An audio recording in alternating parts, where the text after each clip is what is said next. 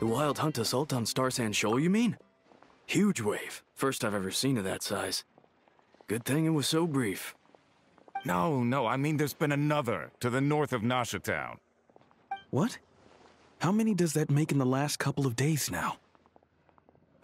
What are the Lightkeepers playing at? Can't be helped. There are only a handful stationed on our side in the first place, and the cannon hasn't been fixed yet either. They've been strained to breaking point for a while now, I'll bet. I'm bugging out if this goes on much longer. And here you all told me this was a good place to do business. Fool me once, I say. Hey now, this could be our big break. My second eldest brother made his fortune off wild hunt attacks, you know. Come on, let's get moving. There won't be anything left for us if we're late. Left for us to scavenge? I did hear about an overturned cargo vehicle over there. Hey.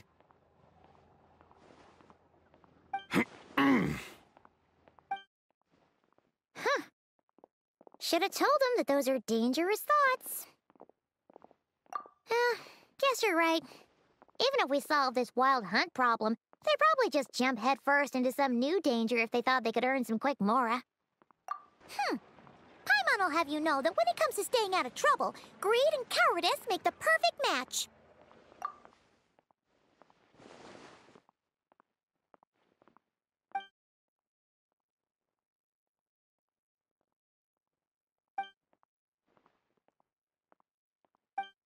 Hey look! I know an Inefa are here in Nasha Town! Oh, considering what those people said earlier, do you think they're here to fix that cannon up? Dying to know something, aren't you? You totally zoned out just now. Ha! Paimon can even guess what you want for dinner. She'll place the orders tonight, don't you worry. Anyway, let's just go, shall we?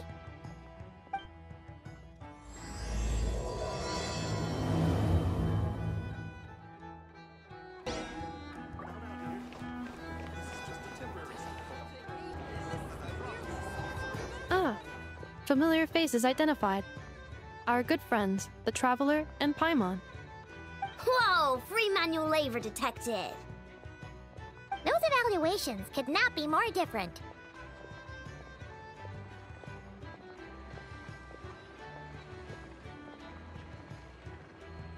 This is Sosi, Sergeant Major of the nearby Lightkeepers. He's stationed here in this town. Wait, that means... He is Flynn's superior, as far as position is considered. A pleasure to meet you all. This is the Traveler and Paimon, friends of ours. They're experienced adventurers who are new to Nod-Krai. Hi there! Indeed. The sooner we can get it firing again, the quicker we can ease our current predicament. 2 more wild hunt incursions have come sweeping in at different locations after the last one at Star Sand Shoal. Our manpower is already stretched as it is. This is more than we can handle. Hasn't Flint's gone back to your HQ to ask for reinforcements? When will they arrive? Huh. Has he now? Yeah. That's what he said he was gonna do anyway. He hasn't contacted me about that yet. As per standing orders, he should be leading a team to root out the wild hunt. But I haven't received any reports for a while now. Well, he does act outside the remit of his orders sometimes. I'm a superior, yes, but I wouldn't say I have much control over his actions. So, he made the call for backup on his own initiative? Hard to say. Contacting HQ is a tricky business. I should know, I've tried. They either refuse my requests outright or end up dragging their feet. And all the while, we're the ones who have to deal with the wild hunt, which, by the way, can strike anywhere in Nod-Krai without warning, sweeping across vast swaths of land. This has been a real test of our endurance, to say the least. We need to send our personnel where they're needed most. A single missive will not do much to change HQ's attitude, I fear. Flynn's understands this well enough, I'm sure. We usually sort our foes ahead of time into ones that our Ratniki will take care of and ones that we'll target using the cannon. I finished the preliminary dispatch work already, but this cannon... Okay. Hurry up, I know. Fix this, I know. You fix it if you're in such a hurry. That, or bring me some snacks. This is tiring work over here. Could you at least tell me how long we'll be delayed? We're way past our scheduled firing time. Well, that's your fault for firing too often recently. Machines get overworked too, you know. You could try thinking about their feelings for once, maybe. Sorry, what? A machine's feelings? In layman's terms, this refers to wear and tear. As such, a machine is more liable to fail the unhappier it becomes. The exact probability here would be... All right. I'm not good at this stuff, I know that. But let me stress that we Lightkeepers are the primary financial backer of this cannon. And our backing does cover the fees for subsequent repair and maintenance. And I'd say that was a good deal for you. You should thank the Krumkake craft shop. That means me, by the way, for making you such a huge and powerful weapon for such a measly price. Do you even know how much it would have cost you if you bought all the parts legit and fresh off the assembly line? Reminder, your future snack budget will have to be halved without the long-term commission payment, I know. Calculating a viable and cheaper option. Lavender melon candy. What? No! Absolutely not! Let me think, all right? It should take maybe 3 more hours? Wouldn't this place be crawling with more monsters than there are fungi and Sumeru by then? That might not be the concern you think it is. The monsters of the Wild Hunt are only active in the immediate vicinity of its attacks. They will not spread any further, on their own initiative at least. We Lightkeepers will also keep an eye on those areas, both to monitor the monsters and to prevent people from entering the cannon's blast radius. That said, I'm afraid I can't wait 3 hours before dispatching manpower to the locations that the cannon won't be firing on. And here's where my need for manual labor comes in. There are some checks I haven't finished yet, but with your help, I can get the repairs done sooner.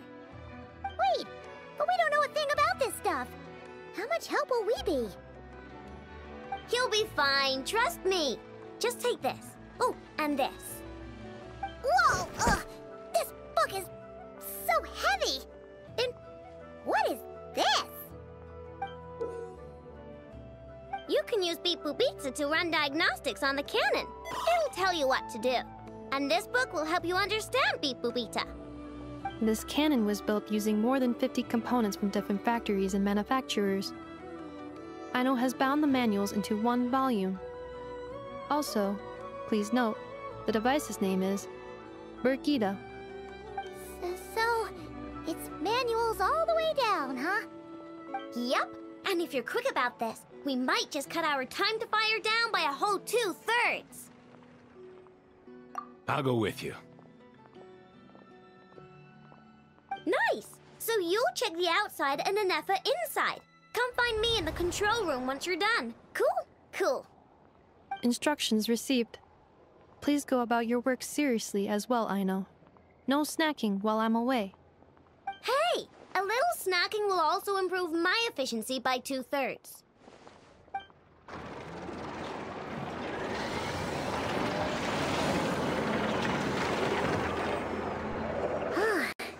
Aino's explanations for things that don't interest her are a bit meh, aren't they?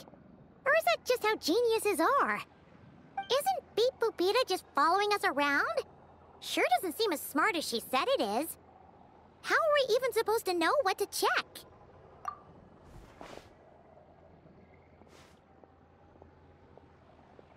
I've watched Anefa perform routine repairs before. It seems some sort of maintenance port must first be found, and then this small robot will automatically interface with it. Ah, so you're in the know. Nice. Well, oh, what does that port look like? Now that I'm not so sure of. Let's search around together and see what the robot reacts to. Works for Paimon. Is this it? Probably not. Or this one? Oh, ew! Stinks of machine oil.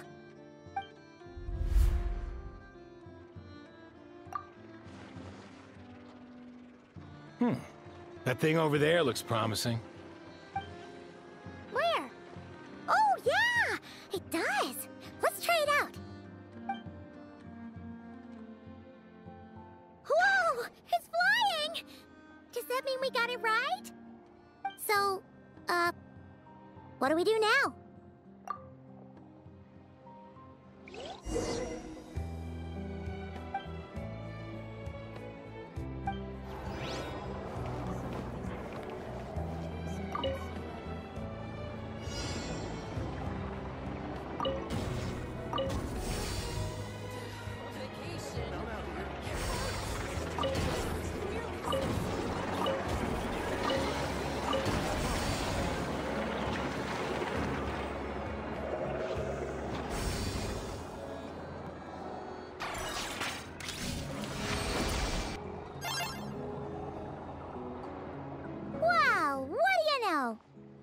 Right.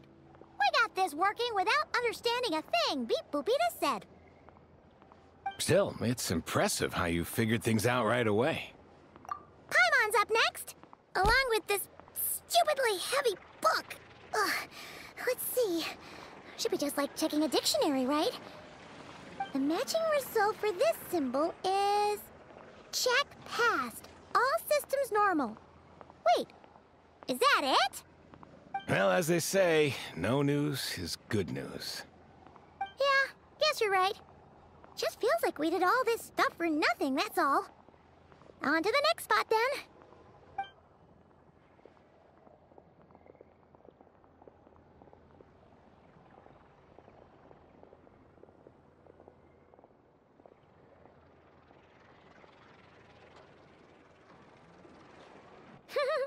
Paimon's getting the hang of this now.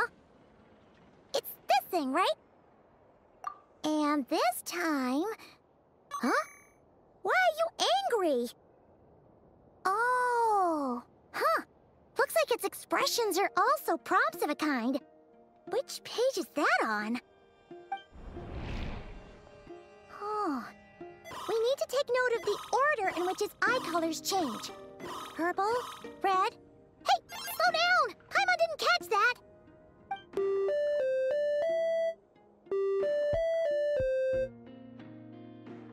What? So now we've got musical prompts too? Weren't you only supposed to be a beep-boop machine?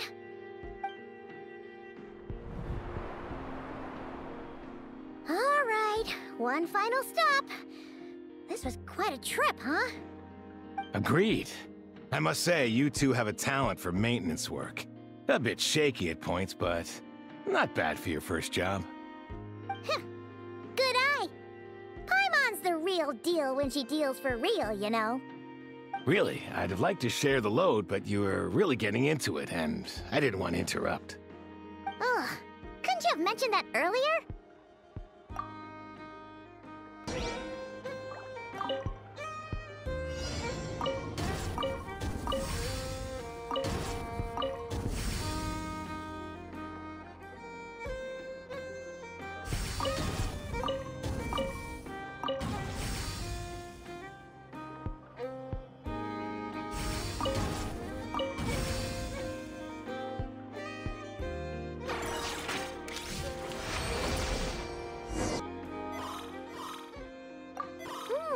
A pictorial prompt this time. Don't worry, Paimon's just about gotten the hang of which prompts are listed where. We gotta take note of the flashing patterns. 1 yellow flash, nothing for 2 seconds, then 2 yellow flashes means the components here are overdue for regular maintenance. Maintenance is a high priority task. The device will be rendered inoperable until it is complete. Switch Beep Boopita to input mode to send out a signal to unlock components. The description of input mode isn't on this page. Ugh, more page flipping. Phew, That was a real struggle. Well, Paimon needs a break now. Yeah, good work indeed. But it seems this input mode requires some additional work to operate.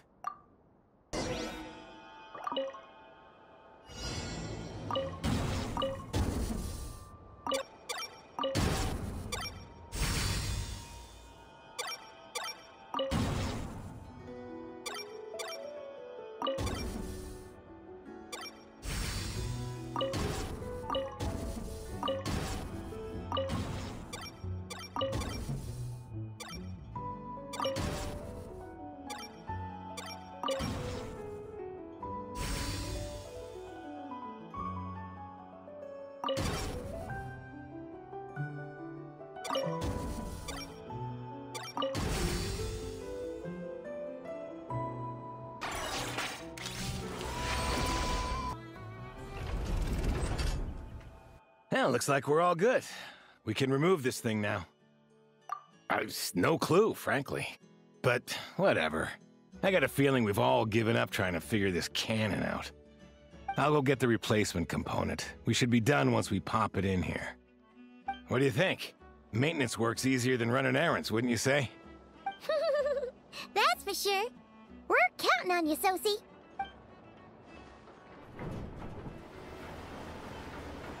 You know what? Paimon took him for the stony type at first, but he's actually a pretty nice guy. Let's wait for him here, huh?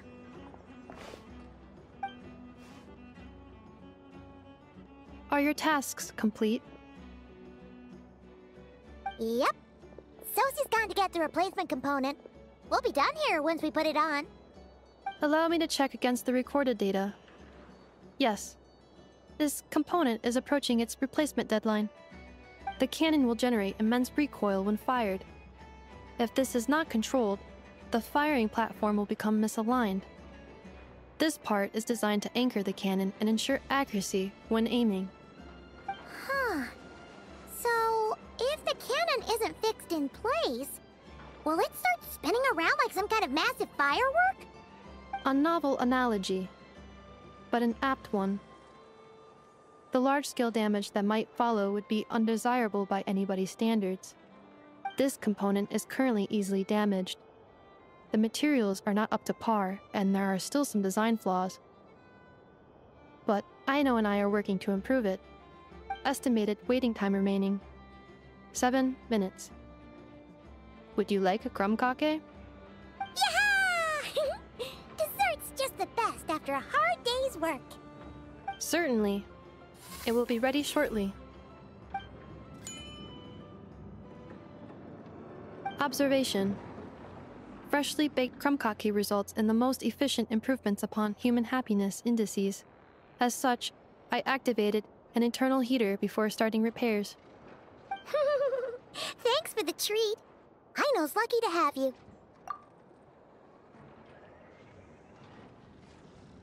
Thanks! Things went great over here, too. So, as we agreed, I'll have the cannon up and firing in no time. Understood. I will inform the inhabitants of Nasha Town and have them make preparations for the shock and noise that will inevitably ensue. And I'll inform the Ratniki stationed around Wild Hunt anomalies to make sure they fall back in a timely fashion. Thanks for your kind assistance. I better make a move. Ratniki from other sites should have sent reports back here, and I'll need to sort them out promptly. Righty then. See ya!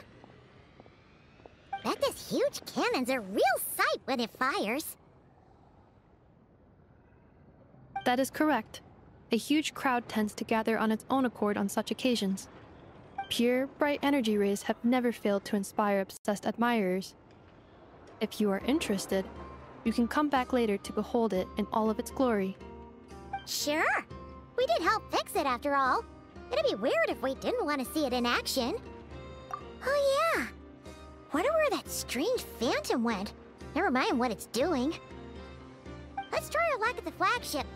See you later, guys! Just be sure not to miss my masterpiece in action.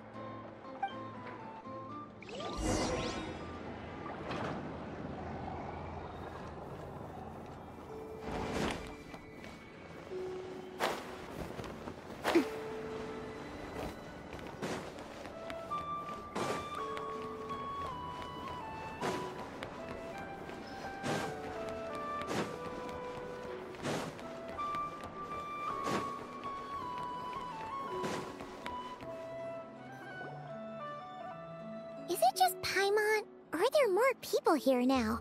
Oh, just as well, since we're sniffing for intel and all. And maybe, just maybe, let's get some of their berries and fried meat too, huh? We still haven't had it yet. Oh, come on. Why so uptight? Excuse me, are you guests? Ah, if you wish to return to your room while the banquet is on, please use the side door. No, we're not heading back to our room. Are we not allowed in here right now? That is correct. Only those invited to the banquet may enter. Our goal is to ensure that our regulars can enjoy peace of mind and comfort, so that they can speak freely with one another. Familiar with our ways already, I see. But here in Nod-Krai, channels hold equal value to Mora. I am but a lowly employee, so you'll have to forgive my inability to help in this matter. It's fine. Can't be easy being you. Looks like we'll have to switch channels then. Never, right? The Curatorium does seem to already have an amazing intel network up and running. But if we ask her straight up, she'll likely squeeze us for all we're worth. Oh, Paimon's got a plan! Lauma got Nefer to help her prep some medicine, right? We'll be heading to Hisi Island later anyway to ask Lauma to help us use the moon marrow. Couldn't we deliver the medicine while we're at it? If Nefer doesn't mention a payment, we can cash our services in as a favor. If she does, then we can use it to haggle. The thought of Mora made it worth the effort of thinking up. Come on, let's go!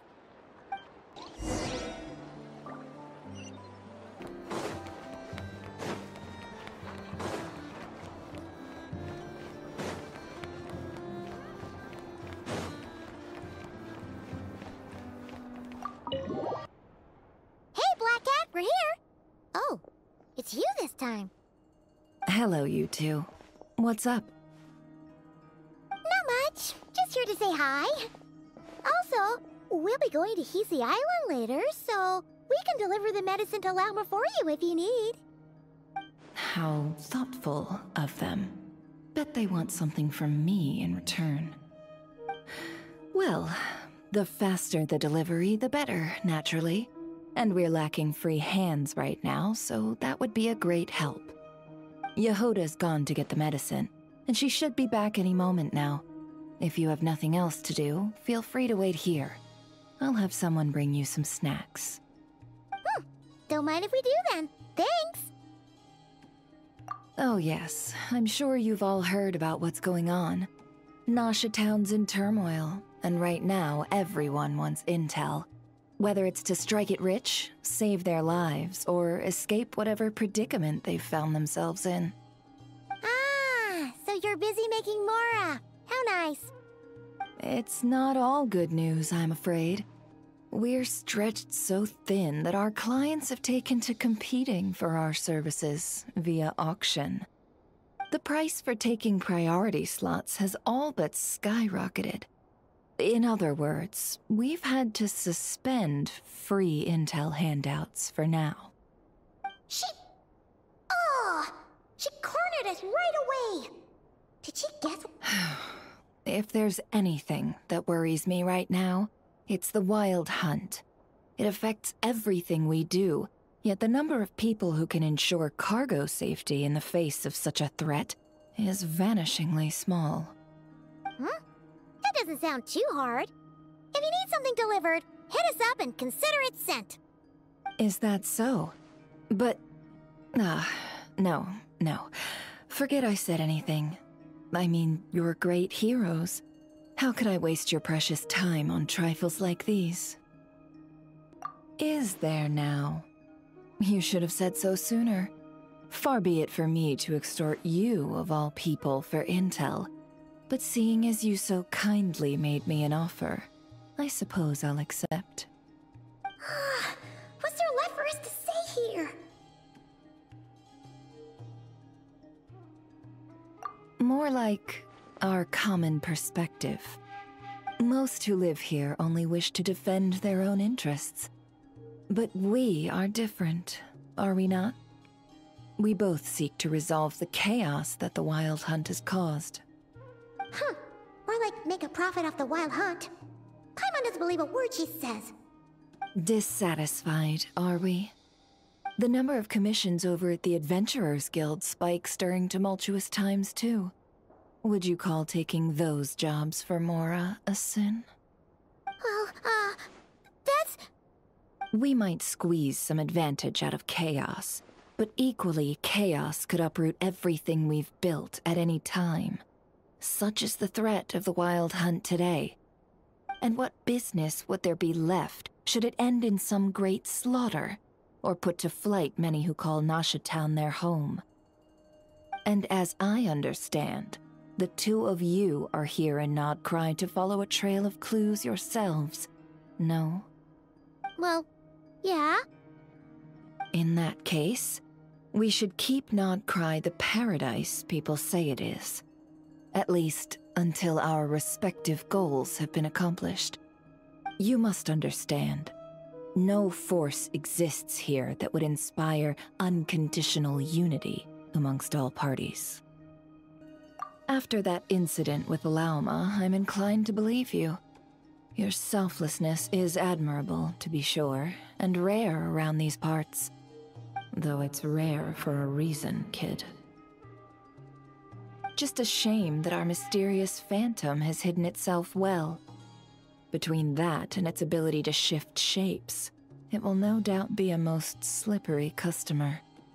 Really, I'd be all too glad to pass on any additional intel I gain.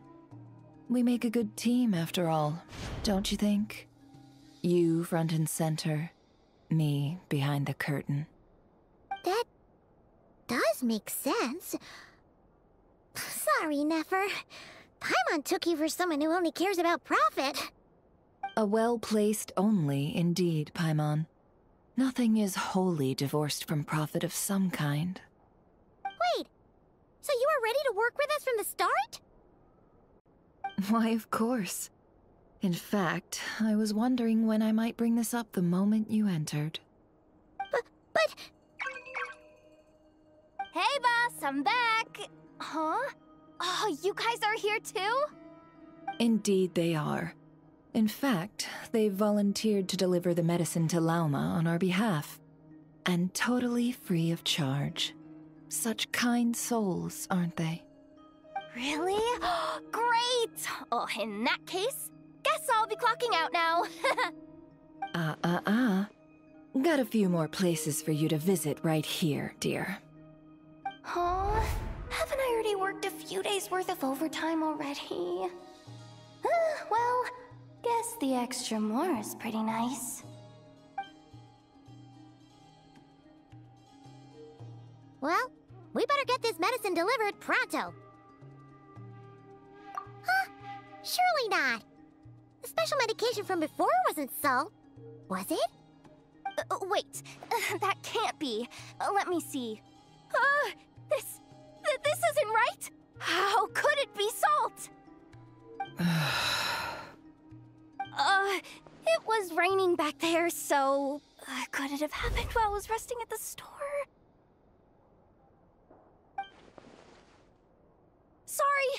Sorry, boss. I'll get it back right now. Trust me, I'm super fast. Hey! Slow down, you might get hurt! Well then, any plans? If not, what say we go into town and ask around about the Wild Hunt? Oh, we were thinking of doing that, but we didn't get much out of it. The townspeople are a bit wary of us, and we can't get into the flagship right now. Ah, yes, the banquet is on today. Perfect timing. That's where we'll go. Huh? Can you get us an invitation? Oh, come now. What are we, sticklers for the rules?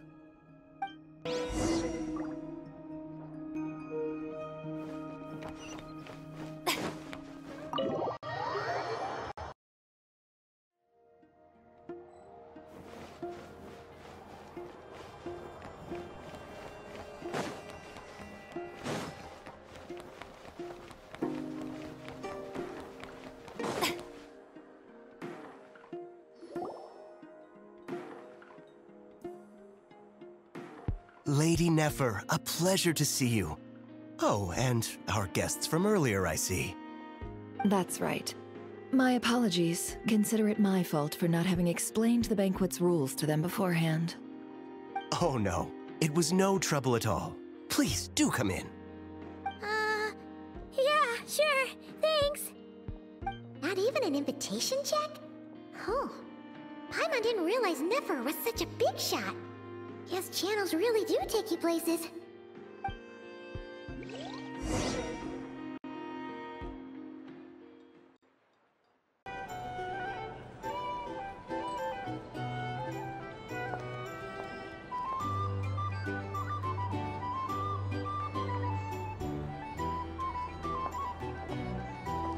Finally!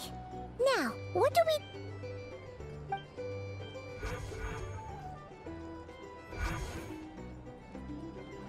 Pardon me? I'm sure we're all having a good time, but I would like you all to meet a mysterious guest I invited for just this occasion. I give you tonight's special guest, a renowned mixologist from Mondstadt. Are you serious?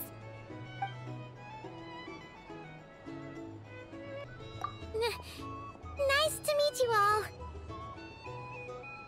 I'm sure that no more needs to be said about Mondstadt's wine industry. After all, we are all connoisseurs of fine drink here. The special drinks menu is being set before you as we speak. Now then, for a time, let us set aside our worries and enjoy these exotic spirits from afar. Ah, I see. A new face for the bar. And here I was thinking, that ain't a familiar face. No wonder. Well, it's a rare occasion to be sure. Want to order a glass or two? Sounds intriguing. I spoke to the owner. The bar is all yours. The recipes are available for your perusal here. Not to worry. I've taken the liberty of removing the more challenging options. How'd you set this all up so quickly? Well, as long as you know what both sides need, negotiations are essentially just a process of confirming the deal. No one would turn a beneficial offer down now, would they? The flagship already had plans to invite a professional mixologist from Mondstadt anyway. So consider this a trial run, with the list of drinks brought out in advance. Demyon will assist you. Serving guests with drinks will be the perfect opportunity for you. Of course, every guest will have their quirks, so you'll have to be careful not to arouse their suspicions. Got it! We'll give it a try! In the meantime, I'll go mingle with some of the guests who pique my interest. There'll be a little event during the banquet's second half, by the way. See you then.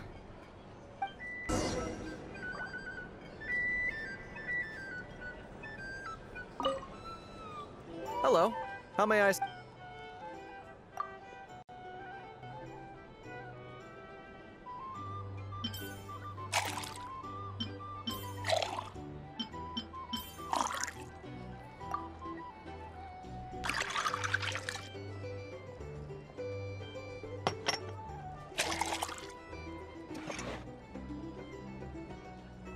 Good work.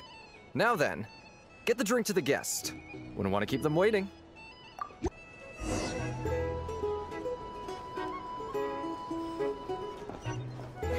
Ever consider returning to Snezhnaya? Oh, thanks.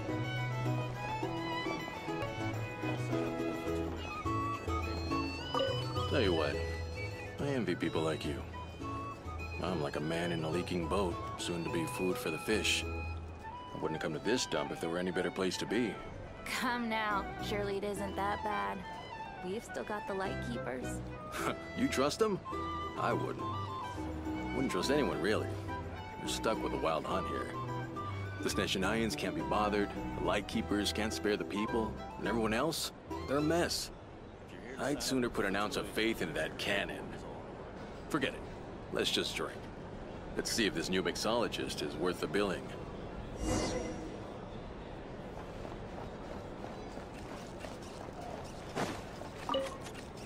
Hello.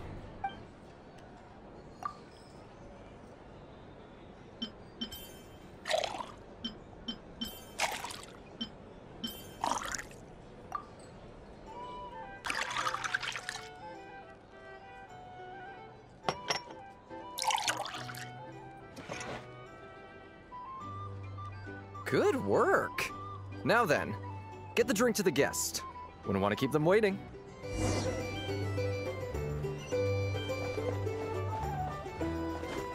doubt the Nayans will stand idly by if this wild hunt works. Just leave it over there. Bet you some people are just waiting for this place to fall further into chaos. You've got a plan for that, then? Hard to say. But what I can say is that the situation in Nashatown will get out of hand if that cannon isn't fired soon. That gun's a symbol. The most solid proof that ordinary folks like us can stand up against the Wild Hunt.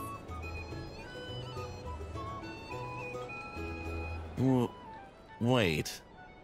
What are you angling for exactly?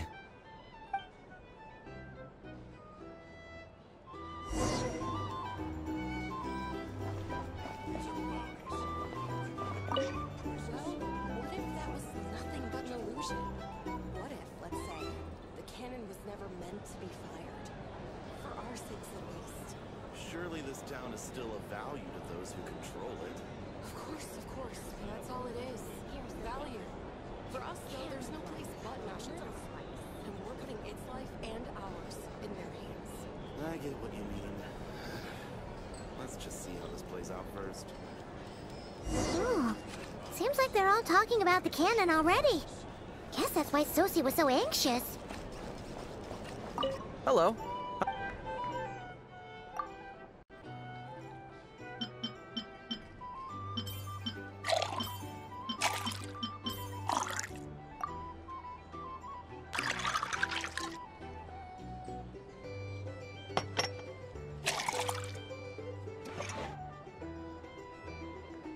Good work.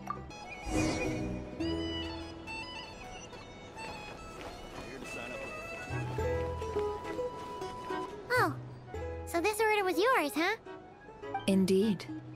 So, any notable news?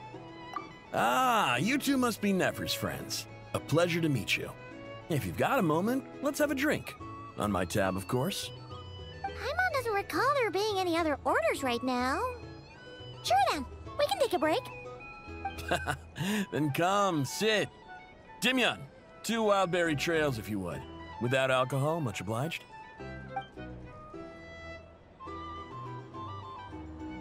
Hints is the name. I help out at the Rossum workshop in town. They usually put me in charge of making and repairing simple machines. Paimon's name is Paimon. Pleased to meet you. Anyway, help me keep an eye out, all right? Valuable intel will be suitably compensated. Oh, come on. Is that how it is between us?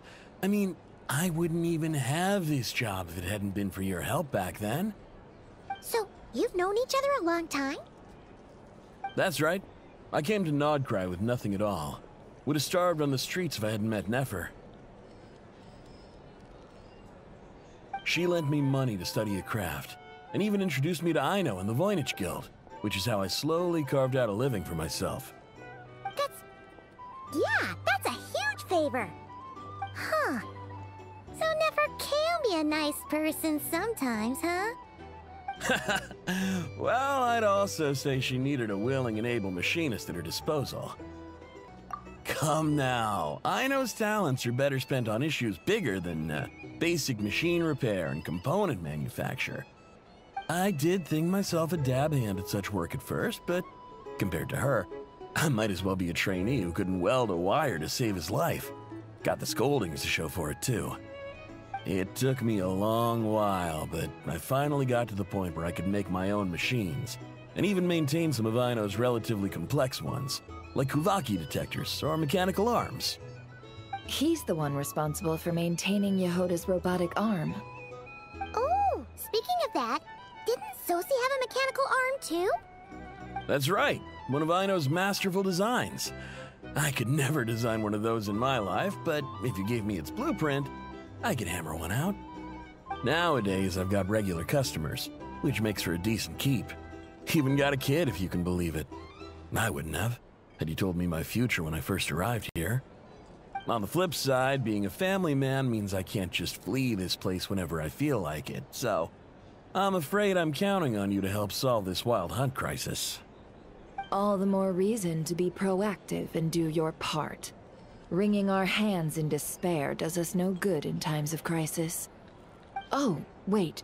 Just another question that's been bothering me. Have you heard anything about people seeing illusions within Wild Hunt anomalies? People they know, perhaps? I have heard of humanoid shapes being sighted, but familiar faces? No. Most would think they'd lost their wits from fright if they started hallucinating. After all, no ordinary person could survive an assault from those monsters. Does this have anything to do with our current Wild Hunt crisis? Perhaps. Perhaps not. All right, I get it. I'll keep my ear to the ground for you, and naturally, my lips will stay tightly sealed. Then we'll take our leave. Enjoy your drinks. He's a social man. You can often find him here chatting with friends, and he's had contact with all manner of clients. Since he's never heard of the Wild Hunt exhibiting the power to imitate familiar faces, might it be safe to assume that our Phantom wants to keep that a secret? Huh. That does sound worth noting. How about we go talk to a few more people? A good idea. And one our upcoming activity will facilitate. Let me show you how it's done. Come, back to the bar. Here's the thing. You can't have a little spice.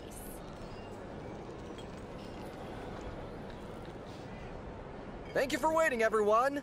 The roulette showdown is ready to begin. Finally! Come on, let's go try our hand.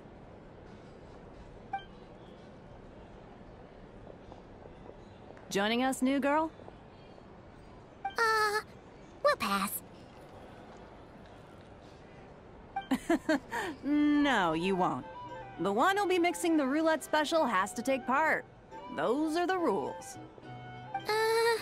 But...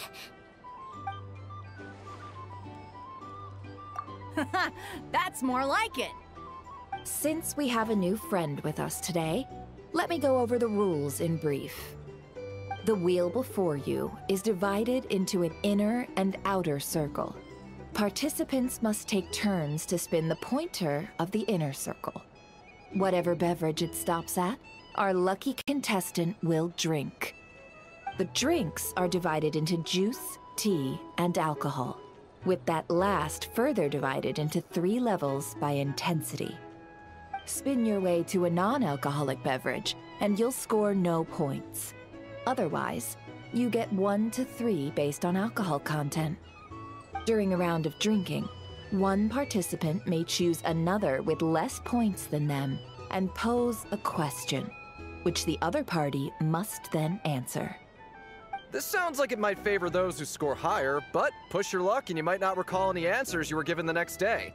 Defeats the purpose, wouldn't you say? And that's why the person mixing the drinks has to take part. You know, just in case they decide to pour heavy, then sit back and watch the show. Not that our newcomer looks like the drinking type. Either way, looks like we're in for a show. Anything you drink will be replenished. And additionally, I have decided to sponsor a grand prize for this grand occasion. A single serving of Dark Horse. What? Do my ears deceive me? A chance to drink Dark Horse and Nod-Krai? Dark Horse. Guess we'll have to take part now, huh? Indeed. The Dark Horse could be yours to enjoy, so long as your luck holds. And so long as you can remember its taste the day after. And if our lucky winner can drain the whole serving in one go, they will gain the right to ask everyone a question. regardless of their score.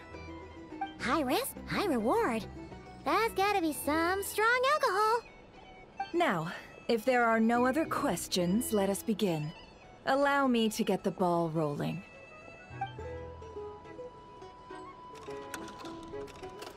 Intensity 3. Looks like I'll have to put my back into it today.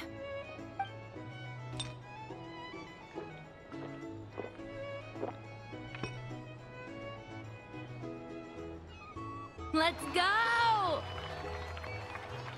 Wow, this is kinda intense. Oh, my turn, my turn. All right, man, fess up.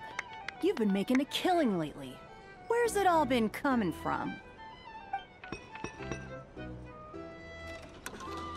Hey, bro. I heard you met up with some big shot from the Voynich Guild. Mind introducing me sometime? Ugh. A normal drink, huh? Must be my lucky day. We've reached the final round of the Roulette Showdown. Let's see who gets the last laugh.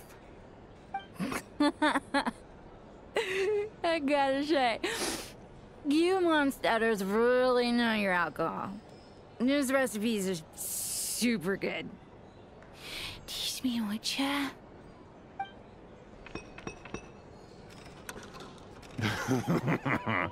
I was wanting to ask about your wife. Your wife.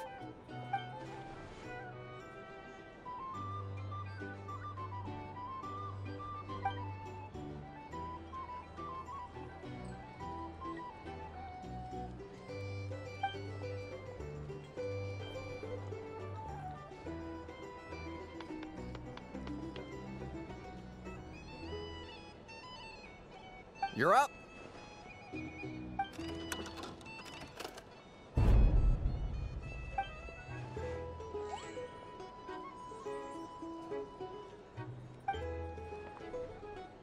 Whoa! New face here just drew the dark horse.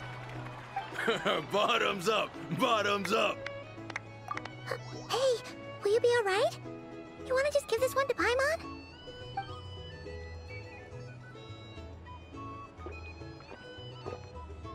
Whoa, she actually downed it in one gulp. Nice job! No wonder you Mondstatters have such a reputation. Me? What do you think? Monsters, of course. Absolutely. If there was something else, I didn't stop to see it. Just took off as fast as I could. Oh, and guess who showed up just as I'd gotten out of there? Those good-for-nothing rat Niki, that's who. If my luck had been just a little worse, they'd have found nothing but my corpse. Or whatever was left of it anyway. Either way, there's nothing in there you'd want to see.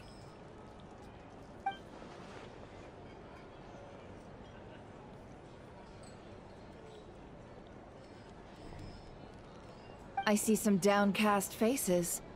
Why, have we all hit our limit? Huh. Says who? I'm still raring to go. 'Cause you didn't drink that much. In that case, let me raise another glass. To a blast of a showdown and a wonderful evening. Oh, ma'am? Lady Nefer has ordered a fresh round of drinks. Could you deliver it to her?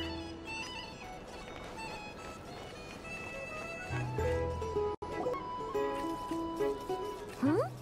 Are they playing cards? Paimon spies some elemental dice. Same as usual then? One die, 100,000 Mora. I'm not here to do business with you. Come now, I've already ordered us drinks. Or are you looking to add another line to your ledger of arrears? Oh, so this is a business deal. So, let's go over this again. One die, 100,000 Mora.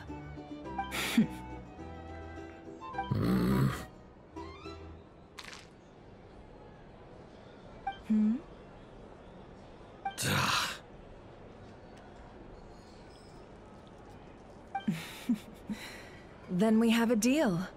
Come, you two. Take a seat as well. What are we even doing here? I can give you 3 things. The features of the Wild Hunt, the exact locations where it has appeared, and the intel we've received from the Lightkeepers. The Wild Hunt is in fact a phenomenon linked to abyssal power. Fog and monsters follow in its wake, posing a lethal danger to ordinary people. On the flip side, these monsters cannot leave the fog, so the disaster cannot spread quickly. We already know all that. Fair enough. Then I won't beat around the bush. Here's a map of current Wild Hunt anomalies that I snagged from the Lightkeepers, including the locations they'll soon be bombarding. That's a lot. We've never seen anything like this either. That's why everyone's so worked up. That's not enough. 4 dice. Cool it, all right? I'm not done. Now, the Lightkeepers don't want you to know this, but weirdly enough, more Wild Hunt sites have disappeared than their involvement would indicate. Isn't that normal? They're not the only ones fighting the Wild Hunt after all. Adventurers do that too, and maybe some just go poof by themselves. I'd agree. And really, we've always had a small, stable discrepancy between reported anti-Wild Hunt ops and anomalies cleared. That variance has become a gulf lately. What could that even mean? I've got 2 theories. One, that some new force is clearing the Wild Hunt out in secret. Or 2, that some Ratniki are not reporting the work they do on purpose. The odds of the former happening is low. Not many organizations can even engage the Wild Hunt. Never mind keep those operations a secret. If you're interested, I'd recommend following the latter train of thought. Paimon doesn't really get it. What would anyone gain from doing that? Now that's what I call interesting intel. No wonder you've been doing well for yourself lately. Even if you've mostly just been reselling my intel. Please, stop. This is all I've got for you.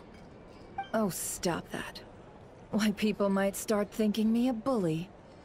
Let me give you an opportunity instead. Out of respect for your independent intelligence gathering. An answer to a simple question for 50,000 off your debt.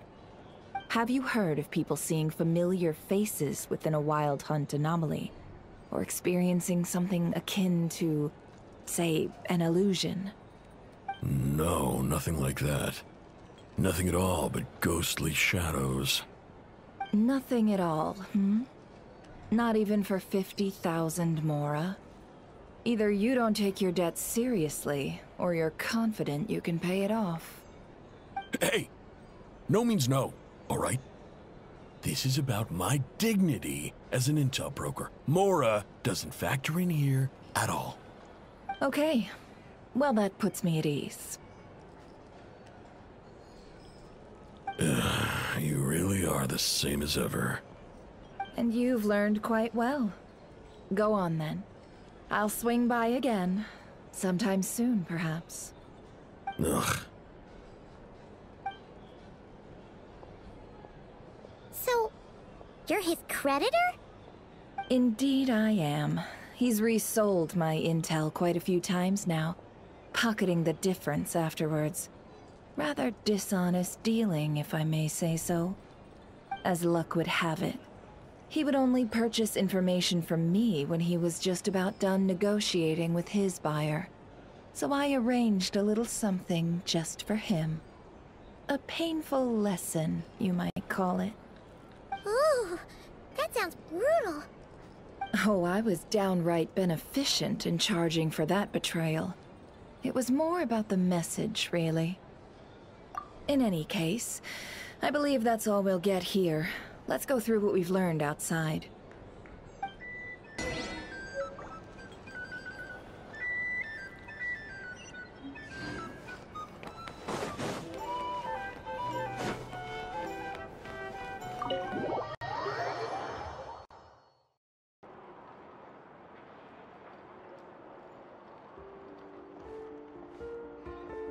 Most of our intel seems quite dispersed, so let's try piecing it all together.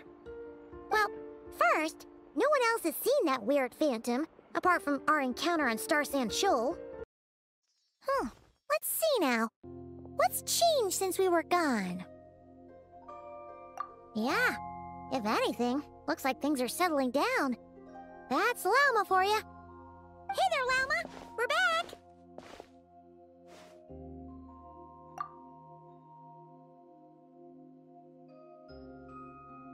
The cleanup work has been much more complicated than I expected. Solving problems that have built up over time is a tall order, to say the least. I believe it will take a few weeks more. Fortunately, those who remained appear to have shaken off the initial confusion and are becoming more proactive by the day. It's as if they've finally been forced to come face to face with what their faith actually is. And it's all thanks to you.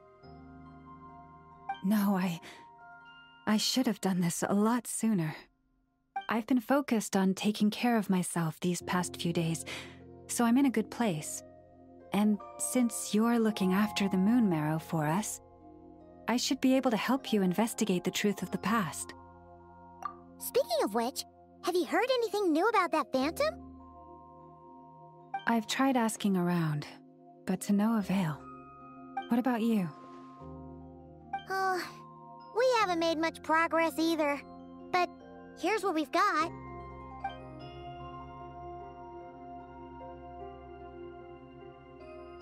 I think I've got the gist of it. Sounds like you've got your work cut out for you too. Don't forget to take good care of yourselves. In any case, please, come this way.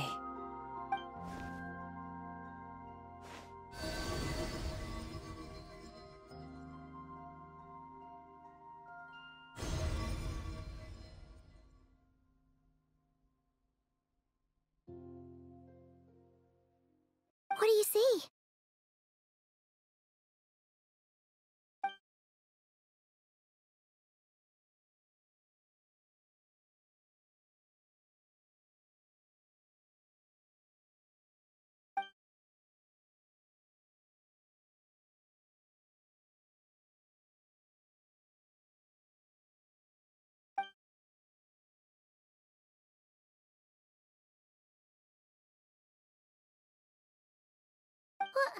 Is it over already?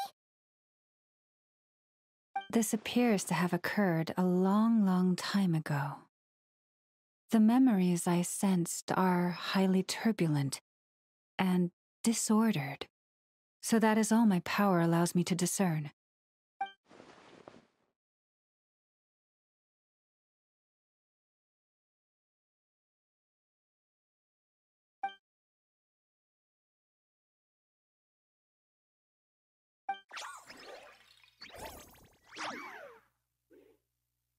Huh? What's the matter?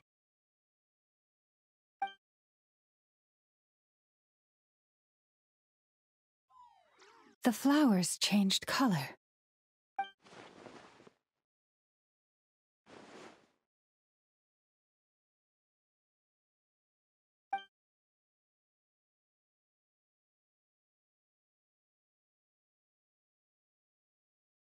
Yeah, we should go see her and see if we can help her in some way. I'll leave that in your hands then. Oh wait, here you go. This is the medicine you asked the Curatorium of Secrets to help prepare earlier. Ah, thanks for coming all this way with it. You've been a huge help. Also, if I may, I have a feeling that Kuthar might be able to help you get a more detailed glimpse at the memories about your spaceship. Oh, that's true. She's the Kuthar after all. But we best check if she's doing okay first. See you later then.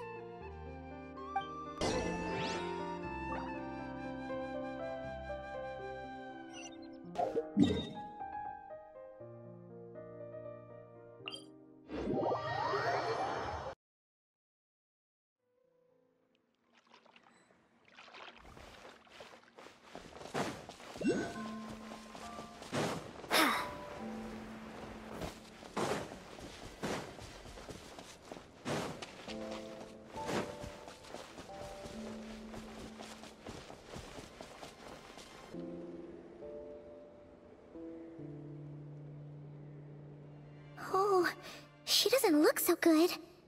Sorry for disturbing you, but are you okay?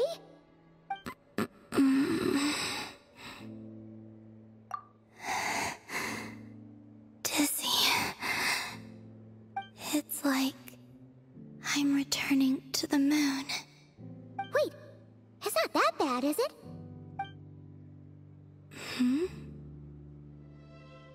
I sense the moon's power within you. We got the moon marrow back from the Fatui. Can it help you in any way? And what do you require this time? Come on, don't even think about that. Right now, you gotta focus on getting better.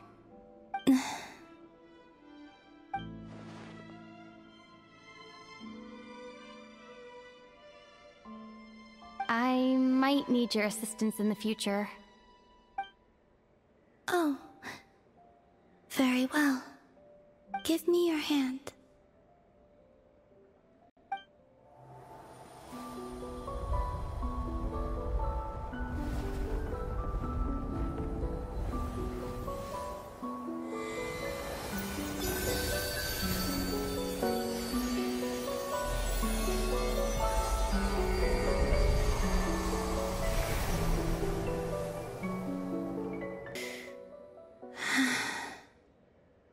Back to Earth.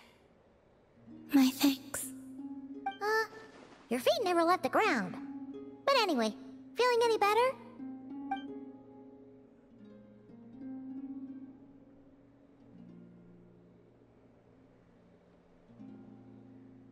Significantly, the moon within your body, it is as silent as a reflection in the water.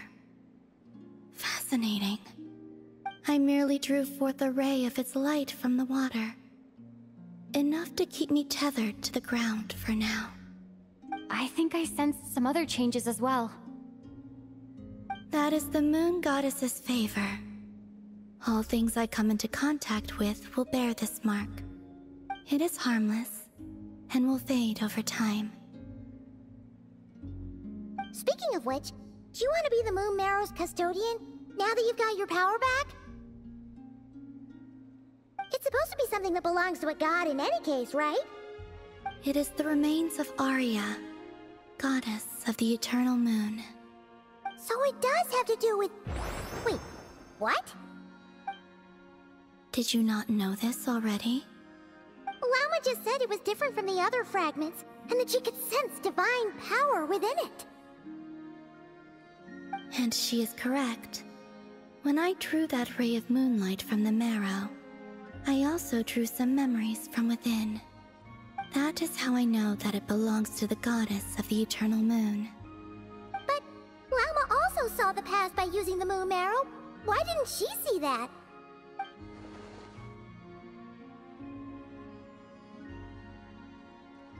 There were once 3 moons in the sky, each belonging to a goddess who ruled over it.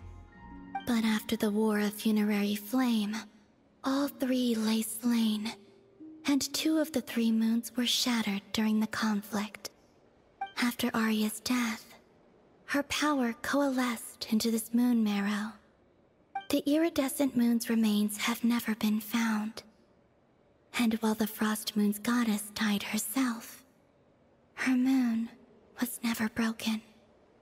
As the prophecy stated, this moon would birth a new deity sooner or later. The entity the Frost Moon Scions call the Kutar. I can sense that my power belongs to the Frost Moon, but it lies beyond the false sky, too distant from me. Forget controlling it. Sensing it alone requires immense effort. Oh wait, let Paimon count this up. We have the Eternal Moon's Marrow with us. No one can find the iridescent moons. Does that mean you have the Frost Moon's Marrow inside you then? No. It can only form after the moon goddess is dead. Consider it a form of energy core. You may as well ask if there are rocks on the moon. Oh, so you're saying that you represent the Frost Moon's power, right? Yes. Now, a god with a gnosis is named an Archon. Since you bear the moon marrow, does that make you a moon goddess? You do not wish to become one? That's not really the problem here. Also, why are you so eager to pass that title on to someone else? Anyway, never mind this becoming a moon goddess stuff for now. We're asking if we should return this moon marrow to you. I do not desire it. Huh? Nor does it desire to come to me. And what does that mean? When I came into contact with its power, I sensed a kind of rejection. I can only guess that this is because I, too, am a moon goddess. 2 moons will not rise at the same time, let alone consume one another. Guess it's stuck with me for now then. You sure that's gonna be okay? Glauma did say that you've hidden its power well, but the damselette sensed it just fine. And it's the wild hunt we're dealing with here, not some run-of-the-mill enemy. If it detects the marrow... The wild hunt? You speak of that phenomenon as if you were describing a person. Well, it sure looks like there's a person behind it all. Someone with a super clear goal, too. They've been after the moon marrow non-stop.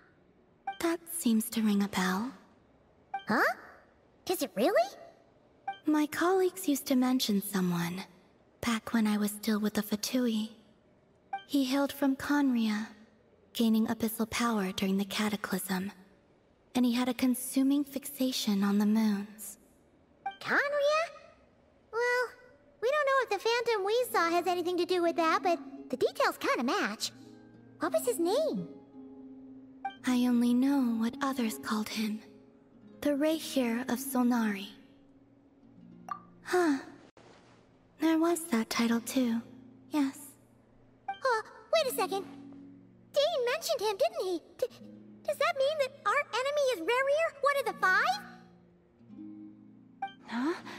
If that was the case, surely he'd be stronger than this, though. I have heard that he disappeared not long after the Cataclysm. But when I asked my colleagues where he went, they replied, "Do you really not know?" Why would they say that? The tale of his final fate has it that he fell into the moon's reflection, from which there can be no return. Wait, hold up, pause. There's just too much information. I felt the same. They seemed to think that I should be the one who would know everything about the moons. But as I said, my prologue lies beyond the false skies. I do not even remember my name. Oh. Either way, following his departure, the wild hunt situation worsened drastically, and it has since become a byword for abyssal disaster. The present phenomenon may have inherited the same title, but it far surpasses its past incarnation in both scale and lethality. Oh, to think that we're up against one of the infamous 5 sinners. That's way too much for us to handle. That incident on Star Sand Shoal must have been luck then. Or maybe he wasn't giving it his all. And even then, he still defeated Marionette. Oh? What did you just say? Would you mind repeating that? That's your ex-colleague? So, we were on Star Sand Shoal together, and she was beaten by the Wild Hunt, too. Did you just laugh? No. She totally did. Are you two on bad terms or something? No. I simply imagined the put-out expression she must have worn in that moment, and found it interesting. She seemed quite shaken. Oh, she'll adjust soon enough. She's very good at that. Okay, anyway, we've gotten off topic. Now that we know how dangerous the guy targeting the moon marrow is, you sure you want to carry it around with you, Traveler? If Fatui intelligence is to be believed, Rerir would prevail even if all of Nod-Krai were to stand against him. Perhaps something restricts him, if only for the moment. Before I decide, there's a favor I'd like to ask you, Columbina. What do you need? Do you think you'd be able to show me what happened when my brother and I arrived in Nod-Krai? I mean, when our spaceship first landed? Sure. That was quick. As I said, this to me is but a single ray of moonlight. Nothing to it. Give me your hand, and ready yourself.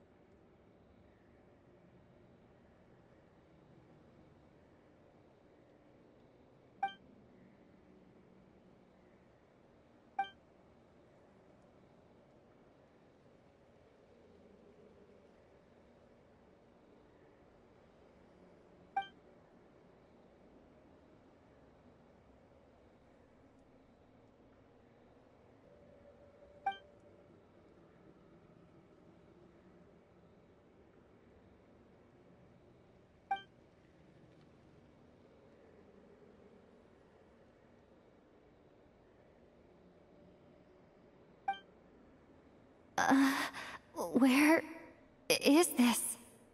Lumine, come on, we have to leave this place! What? Hey, are you okay? Our spaceship.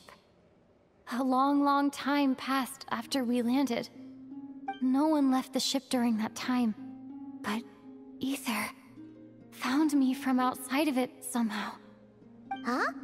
How would that even be possible? I don't know. The secrets within memories are like cookie crumbs. Take a bite, and they go everywhere.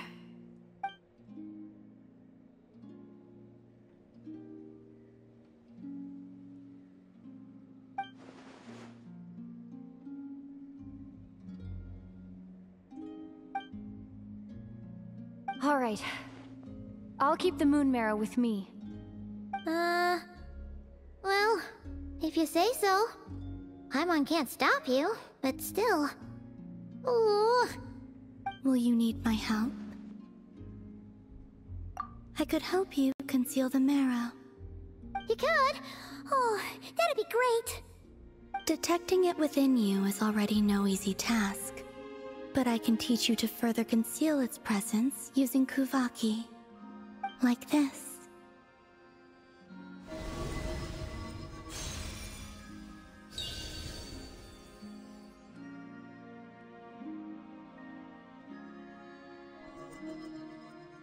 Ooh, looks like a shield.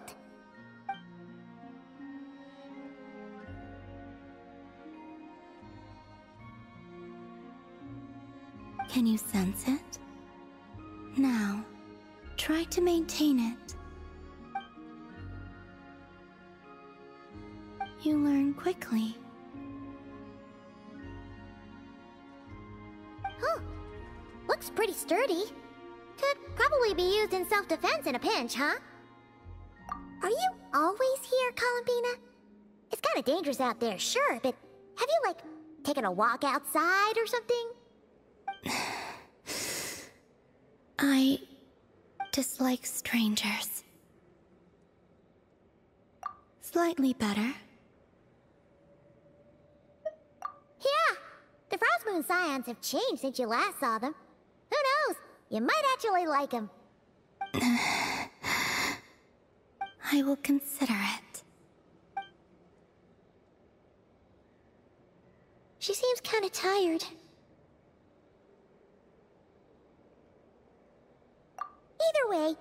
for agreeing to help us. It wasn't much. The flowers here. They like guests like you.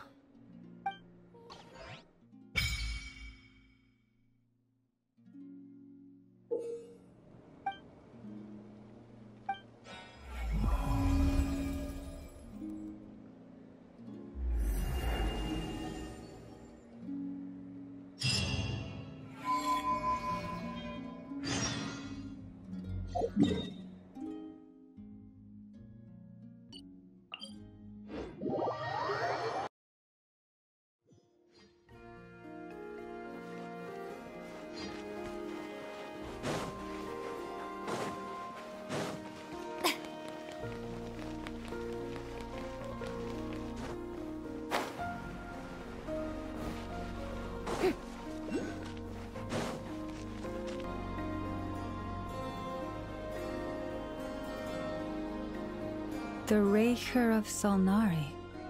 I've never heard that name before. Let's keep this news confidential for the time being. It would only cause even more panic amongst the people of Nod-Krai. But if this Rarir is as you describe, he will be a truly formidable opponent if we try to take him on by our strength alone. Yeah, things might be okay if everyone was willing to work together, but right now... Exactly! Whatever the case, let's start by telling those we can get to join up about the crisis. As it happens, we have our own reasons to protect Nod-Krai, but even if we didn't, we'd never leave people in the lurch. That ain't our style. Thank you. The Frost Moon Scions will stand with you to prevent this crisis as best we can. In addition, I believe that the relationships between the various factions in this land are not cast in stone. The winds of change are blowing, and we Scions have nowhere to run. Our faith, our sect, all of it is here. Whether our foe is the Fatui or this Raker, we must stand our ground and remain true to ourselves, even to the last. Let's see. Speaking of allies, the Krumkake craft shop is the closest by, right? And F is sure to help us. Come, children. It's time to offer up your prayers to the Moon Goddess.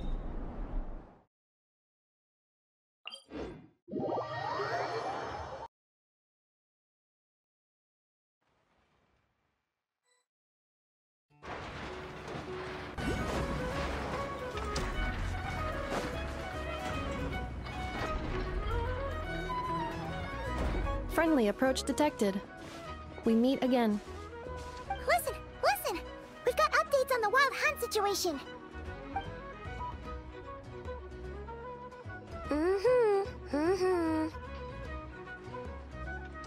Threat level exceeds expectations. Phew, doesn't matter if he's the Rahir of Solnari or Solari or whatever. One volley from my cannon, and he'll be blown to smithereens! You were there when we fired it, right? If that isn't the kind of firepower that helps you sleep at night, I don't know what is! True, but the cannon only works against shambling monsters, right? What if Rarir's super fast? Well, we'll just get an effort to go grab him and tie him down. You're not taking this seriously at all, are you? Anyways, firepower is not a concern. See those canisters over there? That's all concentrated Kuvaki, which we'll be shipping to Nasha Town. More than enough ammo in there to blast that Fatui research facility to bits in a single shot. You sure have been looking forward to this battle, huh? Of course! This is gonna be the shot that shocks the world. All of Nod-Krai, heck, all of Snezhnaya will know my name once we're through. Sure, travel safe. I know. There remains intel left on shared. Oh, right. Yeah. Since you're investigating the Wild Hunt, something pretty weird's happened in Nasha Town. Should probably watch out for that once you're back. Remember that Sosi guy? The Ratnik in charge of firing the cannon? He's been found dead in their organization's offices. Wait, what? Didn't we just see him, like, half a day ago? Yeah, it's still new news. So, not many people are in the know. We were only informed because we'd worked together closely. And even then, only just now. I'll send a Nefa over to Nashi Town with some flowers later. Oh, he seemed like a good guy. Didn't put on any airs despite being a superior officer either. The data concurs. This gentleman appears to have been one of the most accomplished amongst the Lightkeeper's Sergeant Majors. His character has also received commendation. Most would have lacked the motivation to fatally attack him. Oh, that makes it even worse. Hey, what do you mean, actually? Either way, I'm not clued in on the details. Only Ratniki have been allowed on site to investigate the scene. You'll have to find some way in if you want to check it out for yourselves. Got it. Let's go then. You coming along, Inefa? My tasks are incomplete. The last few batches of ammunition must be randomly inspected. You go ahead. All right. We'll see you later.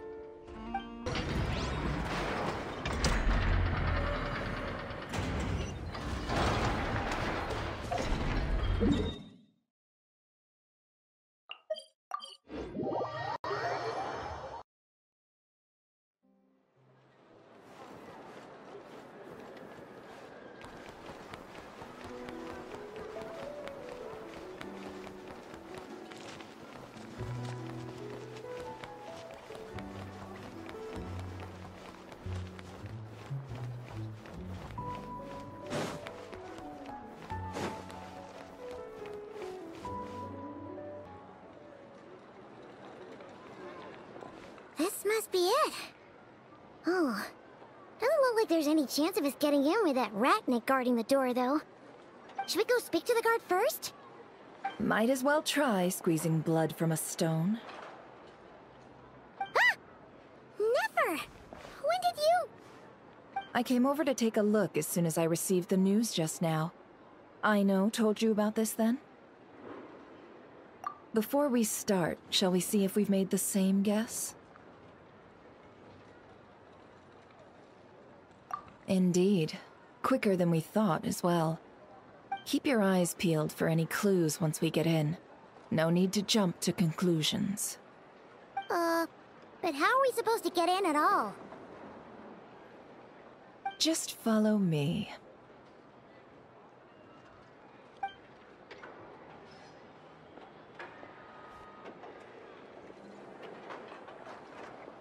I'm sorry, but we're not open to guests right now. Sorry about that. They're here to investigate. All of them? The paperwork checks out. All right then. Enter.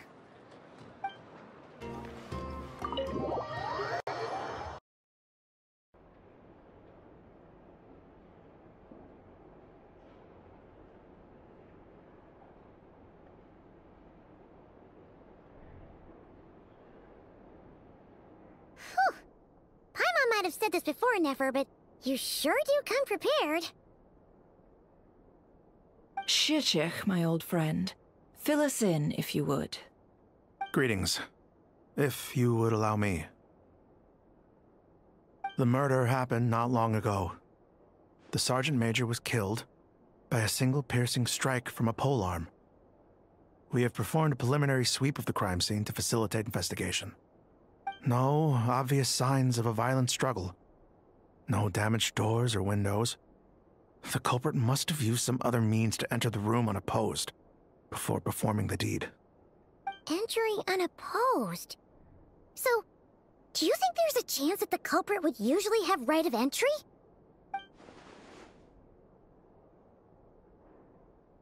At the moment, the most valuable lead we have is based on an eyewitness report from a nearby resident. Specifically, that Flint's was seen entering and leaving this place in the time period when the crime most likely occurred. Flint's?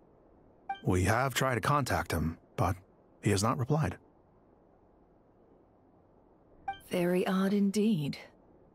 So, he's the prime suspect right now, right?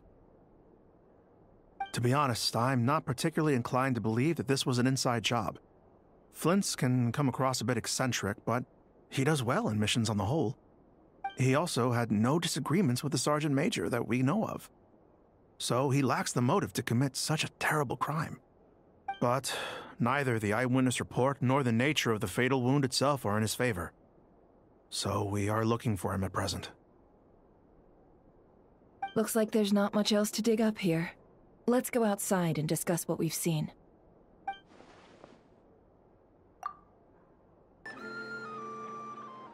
So, the evidence points to Flint's, and he just so happens to have disappeared without a trace. A sticky situation indeed. We know that this Flint's could have been Rerir in disguise, but we lack the evidence to prove this to anyone else. Furthermore, Flint's has left us with many questions, all of which will require a reasonable explanation. Yeah! He said he would report back to headquarters, but it seems he hasn't gone at all. What could he be doing?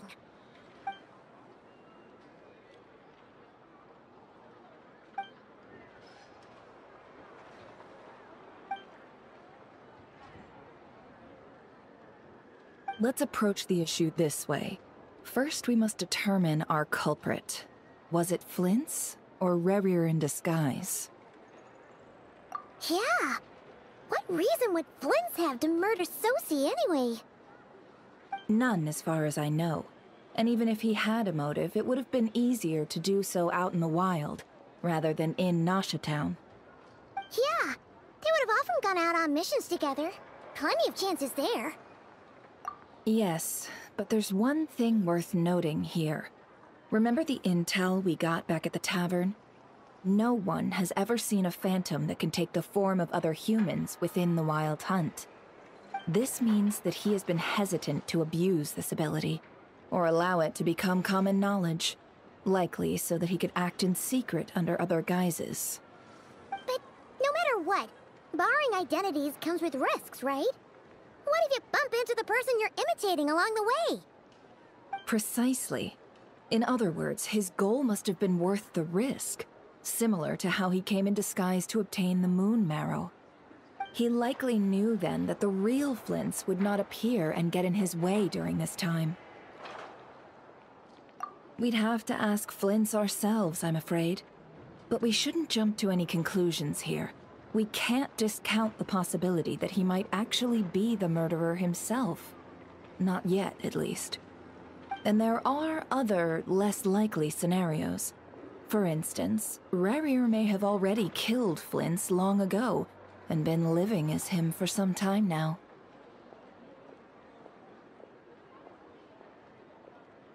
Yes, that is our ticket to a breakthrough. Then we've got to find him before the Lightkeepers do, or we might never see him again. Steady now. Our friend should be back soon.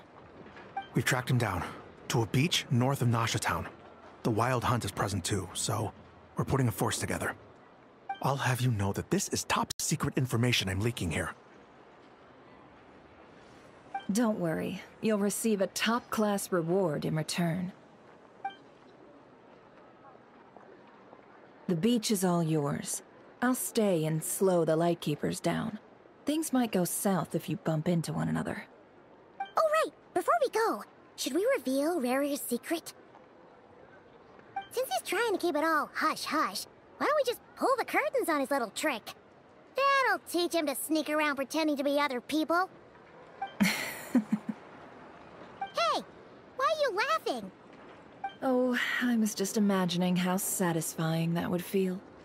But I'm afraid this revelation would only stir up more chaos. Setting aside the matter of evidence, some may trust Flint's on our account, whereas others would suspect him on account of his behavior. Tossing him into a swirling tumult of public opinion like that might just give Rerir more opportunities to capitalize on. And think about it.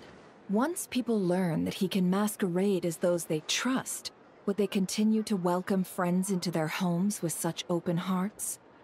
Unease grips the hearts of those in Nasha Town already. We should avoid throwing more fuel onto the fire. Yeah, you're right. You really thought of everything, huh? Nothing for it, then. We've just gotta find Flints. Indeed. But just in case, let me stress once more. We should neither be excessively afraid of Rerir, nor trust in Flints too lightly.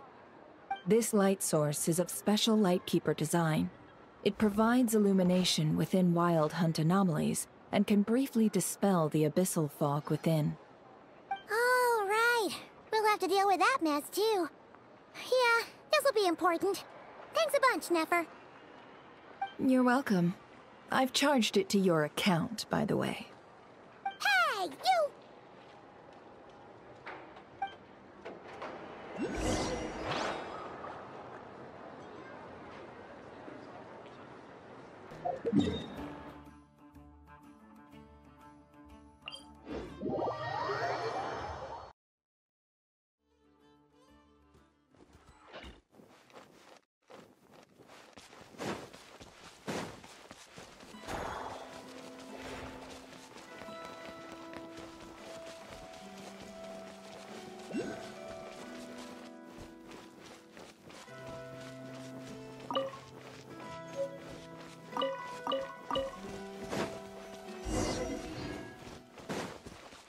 Whoa! Is that a Lightkeeper's lantern? Is there someone up ahead? Will at last part ways.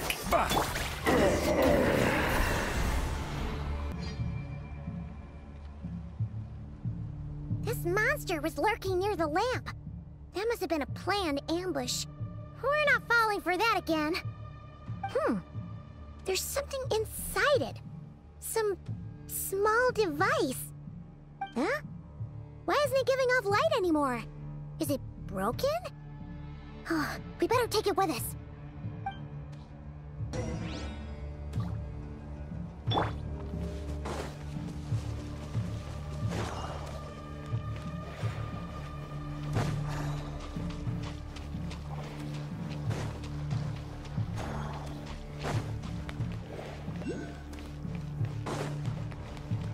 Is someone there? Please, help me! Isn't that Flint's voice? Did you hear that? But... How shall the Savior save himself?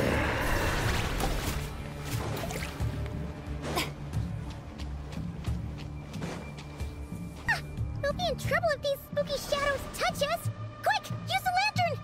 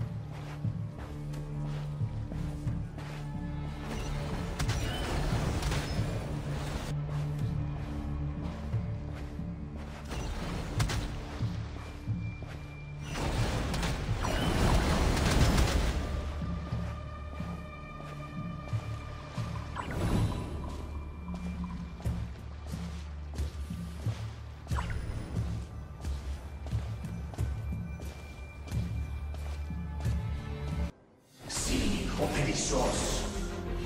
Silio Ericos. Yamalune Satsisi Franco Kalun. Ilio Selu Siniso. Persebi Kestul.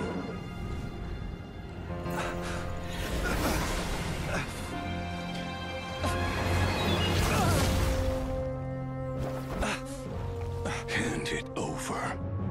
That was mine from the first. Tutoni Nectorai Desnevite. You're a fool. You again.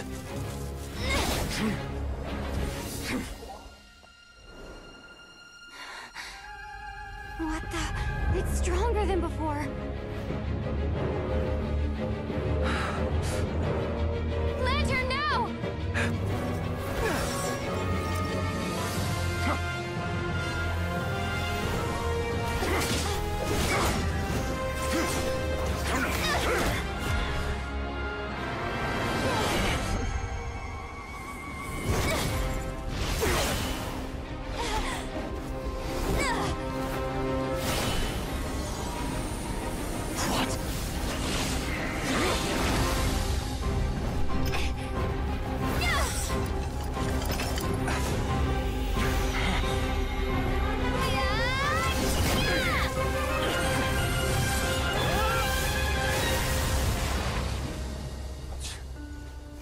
It escaped again. This situation speaks for itself, I presume. So, you were tangling with Rara out here all by yourself. So, that vile phantom hiding inside the Wild Hunt has a name of his own. Yeah, you don't look so good.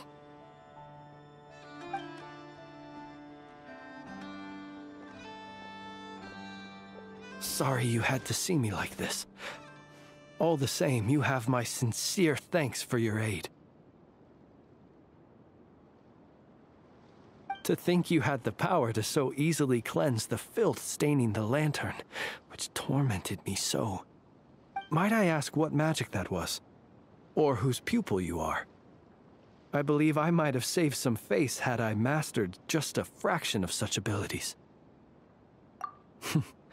And an enviable constitution it is. A pity that such abilities cannot be acquired. Why did abyssal power just burst out of your lantern anyway? That is a long story.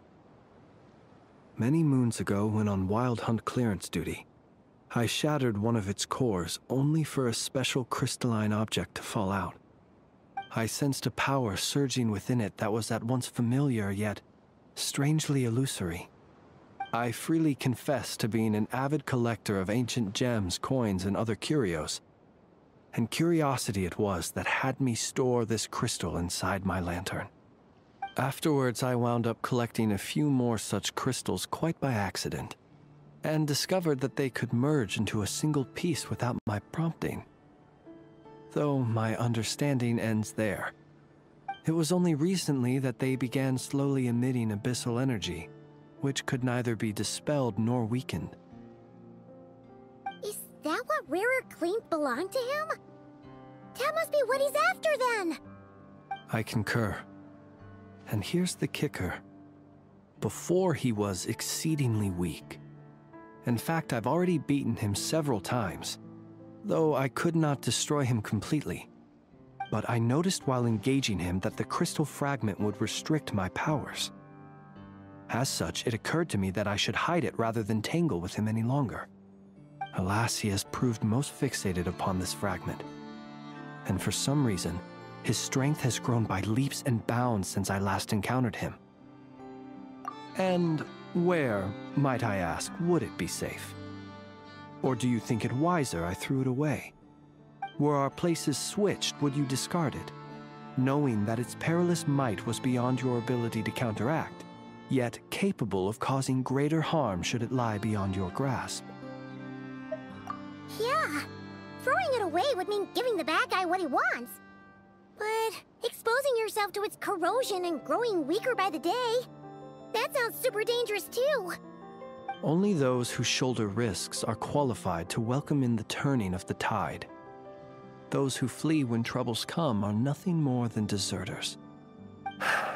Though I shan't deny that I have your fortuitous arrival and most outstanding assistance to thank for my continued ability to speak such platitudes. Either way, it seems this fragment is now utterly still. That must have made it useless to Rerir. I doubt he would have retreated so readily otherwise. I imagine this wasn't the only reason you came looking for me, though? Well,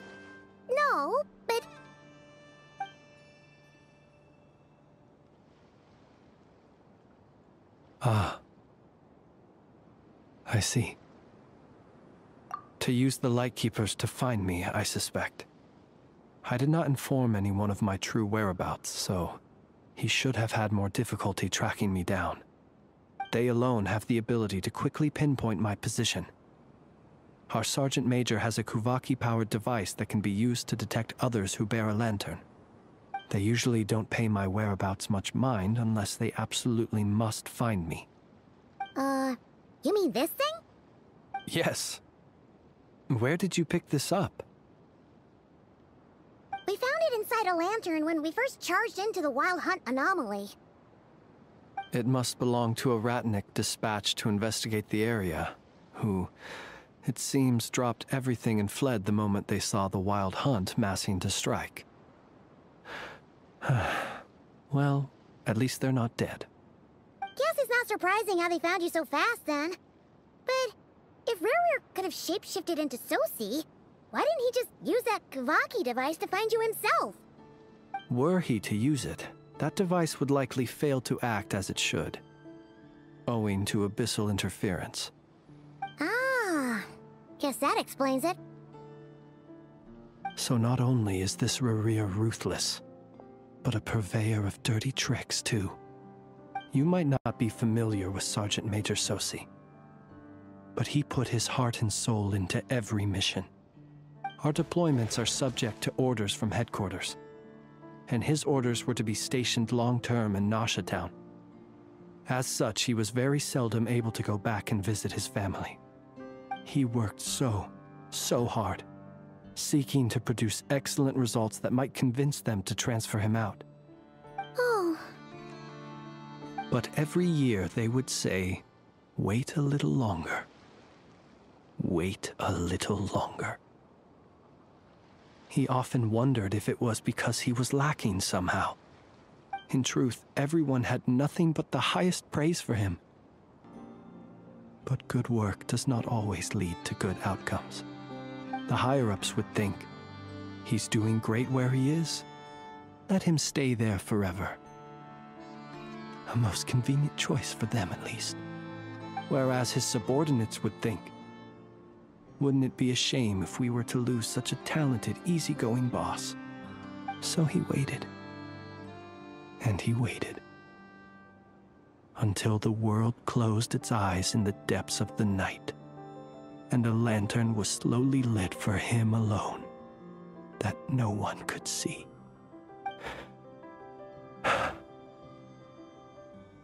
One that has played out many times throughout history. Another reason to take this Rarir's head. Oh.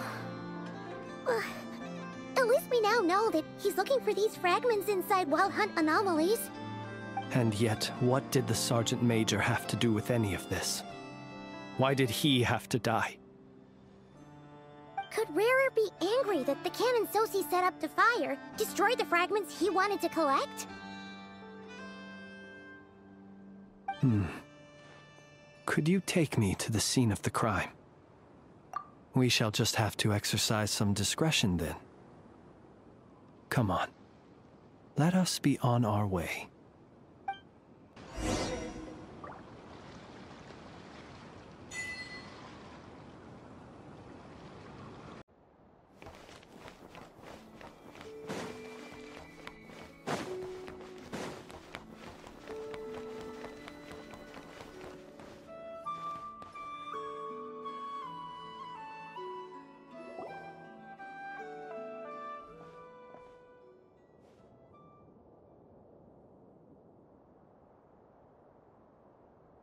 I understand the situation more or less. Much has happened, I see. Either way, I suppose we were lucky not to receive a warm welcome on the way over here. It seems my fellow Lightkeepers do not wish to make this case public just yet. Yeah. Guess Nasha Town's already been enough of a mess lately. Let's stop here. Any further and the Ratniki might detect us. Since you two can enter, I'll have to request that you kindly pick me up once you're inside. Oh? And how are we supposed to do that? You'll know when the time comes. See you later.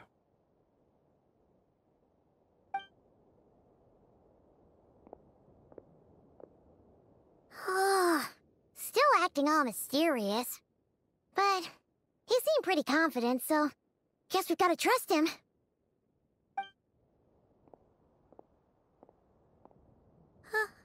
Hello? Ah, you're the special assistants for this investigation, right? Yep, that's us. Well, you're just in time. We're basically done investigating the crime scene. All that's left is to finish writing up some records. Then properly dispose of Sergeant Major Sosi's remains. If there's anything else you'd like to look into, this is your last chance to do so. Sadly, no. The motive behind the killing remains a mystery. And while we somehow managed to get news of Flint's, an unexpected accident caused us to miss him. But considering that Nefer from the Curatorium of Secrets came forward to help investigate, I have no doubt that a breakthrough's not far off.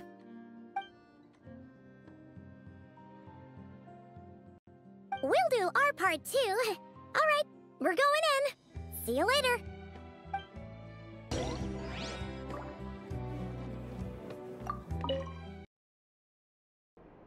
Phew, we're in. Thanks to Nefer's reputation, once again. But we still know nothing about how Flint's is gonna enter, or how we'll pick him up. Never mind how we'll leave later on.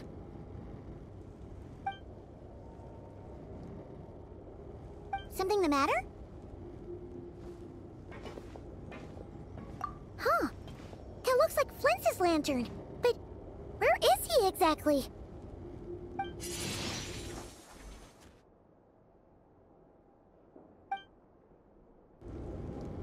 Well, we've got the lantern. What now?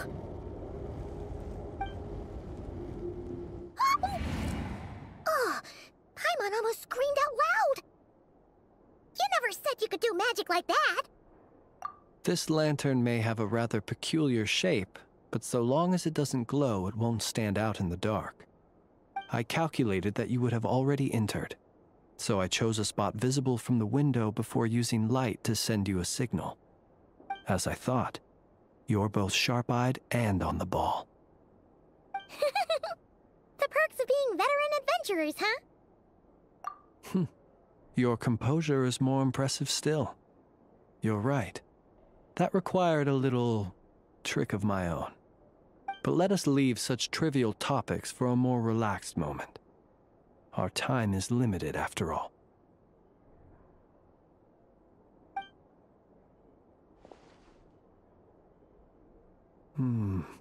Just as I thought. Come, try sensing it yourself.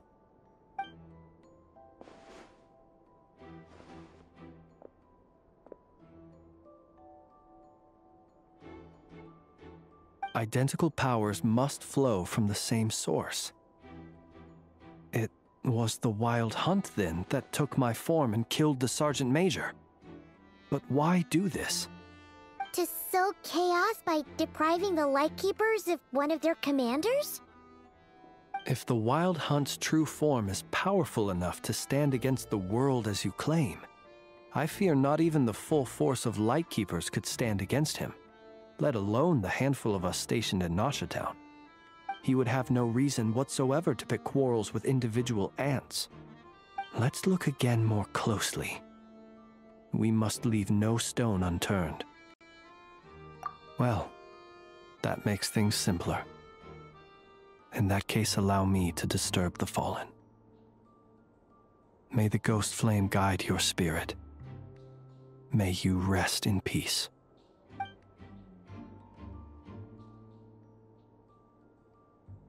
When we fought, he seemed like quite a reckless foe. Certainly not the meticulous mastermind type. Yet here we are, grappling with this enigma he has left us. Oh, if we can't get any leads, we might have to go back and find Nefer.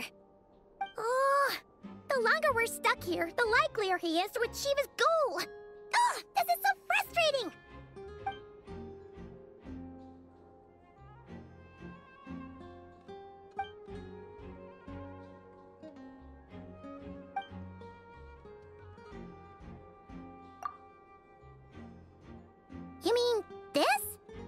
I'm not well versed in machinery, but that means his mechanical arm is malfunctioning, right? It might have been broken in combat. No, that's not right. Paimon remembers this signal. We saw it before while repairing the cannon. It doesn't mean that the components are damaged. It just means that they're due for regular maintenance, so the device has stopped operating. But the real problem is that...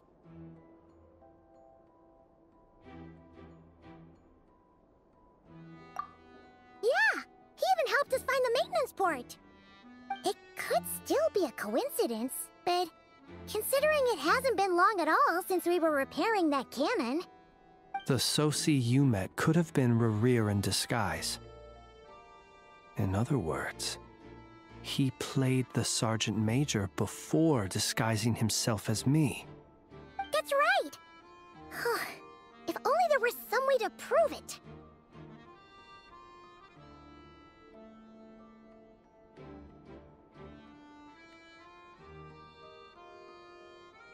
You mean Hintsa? We had a short chat with him once at the tavern, but it's so late. Guess it'll have to wait till tomorrow. I know where he lives. The situation is critical, so let us now take up the role of uninvited guests ourselves. Ah, yes. And one more thing. Remember to pick me up by the window.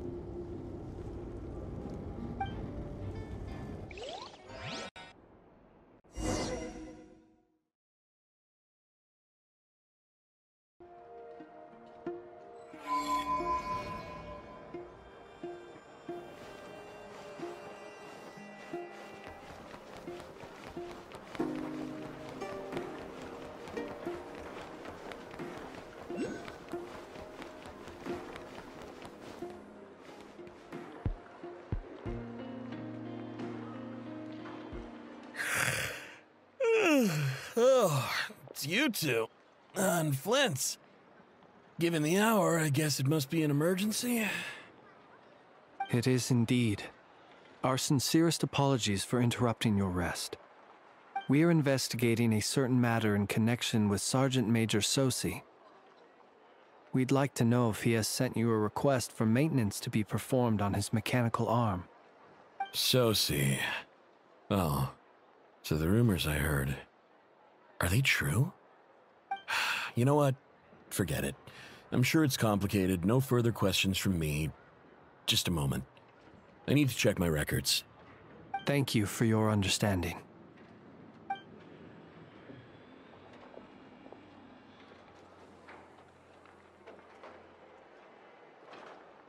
Got it. 8 days ago, he came to request a round of regular maintenance. But as it happened, I had run out of the required components. His mechanical arm is especially sophisticated, having been designed by Aino personally. The parts, too, could only be made by her. As such, they usually take several days to arrive. In fact, this time, he even asked me if we could push his request forward. And I understood, completely. Not being able to use your hand, that's rough for anyone. But even more so if your job involves fighting out in the wild. So I did my best to convince Aino to rush the job. And eventually, the parts arrived. 3 days ago, if I remember correctly. I sent word to the Lightkeepers immediately, but he never showed up. I assumed he was just out on some mission or other. What's with those faces? Everything all right? You've provided us with some very crucial information, Hintsa. You have our thanks. We can't make everything public yet, but once our investigation is complete, I will return to thank you and provide an explanation on behalf of all the Lightkeepers. No worries. Just glad I could help. Thanks. Good night. Good night. Hope the investigation goes well.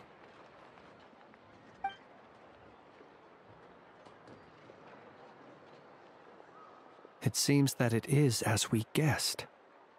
The Sergeant Major Sosi you encountered while repairing the cannon was actually Rerir in disguise. 8 days ago, he had yet to act. But at some point after that, he attacked and imprisoned the Sergeant Major. With the immense gap in strength between them, the job was finished in a single blow. and thus Rerir had no opportunity to discover the malfunctioning mechanical arm. Perhaps his mastery of shapeshifting extends only to outward form, and not therefore to complex internal mechanisms. Hence his oversight of the uniquely mechanical traits of the Sergeant Major's arm, and in turn, this flaw in his disguise. You're saying he thought no one would realize his mechanical arm is actually made of some kind of black muck on the inside, so long as it worked, right? Still seems like there's a lot of guesswork involved here, but it mostly makes sense. This also has me stumped for the moment. The cannon has always been used to destroy the Wild Hunt, and it works as intended. But how would that help Rerir exactly? Assuming he plans to collect the fragments within Wild Hunt anomalies, firing the cannon works against him, since it would blast those fragments to smithereens. So we solved one mystery, only to dig up another. Whew. This is getting Paimon kind of down. And sleepy too. Yes, I'd say it is high time we took a break. Seems like there's a lot left to investigate. We'll have to fight Rerir eventually. And we'll do a poor job if we're not well rested. Yeah, we should totally get some sleep first. A reasonable suggestion. I have no doubt that my quarters have been turned inside out by now. My colleagues have never failed to live up to my expectations of their discourtesy. Well, guess we'll just have to pick you up as usual. That would be good, yes. Feel free to put the room costs on my tab.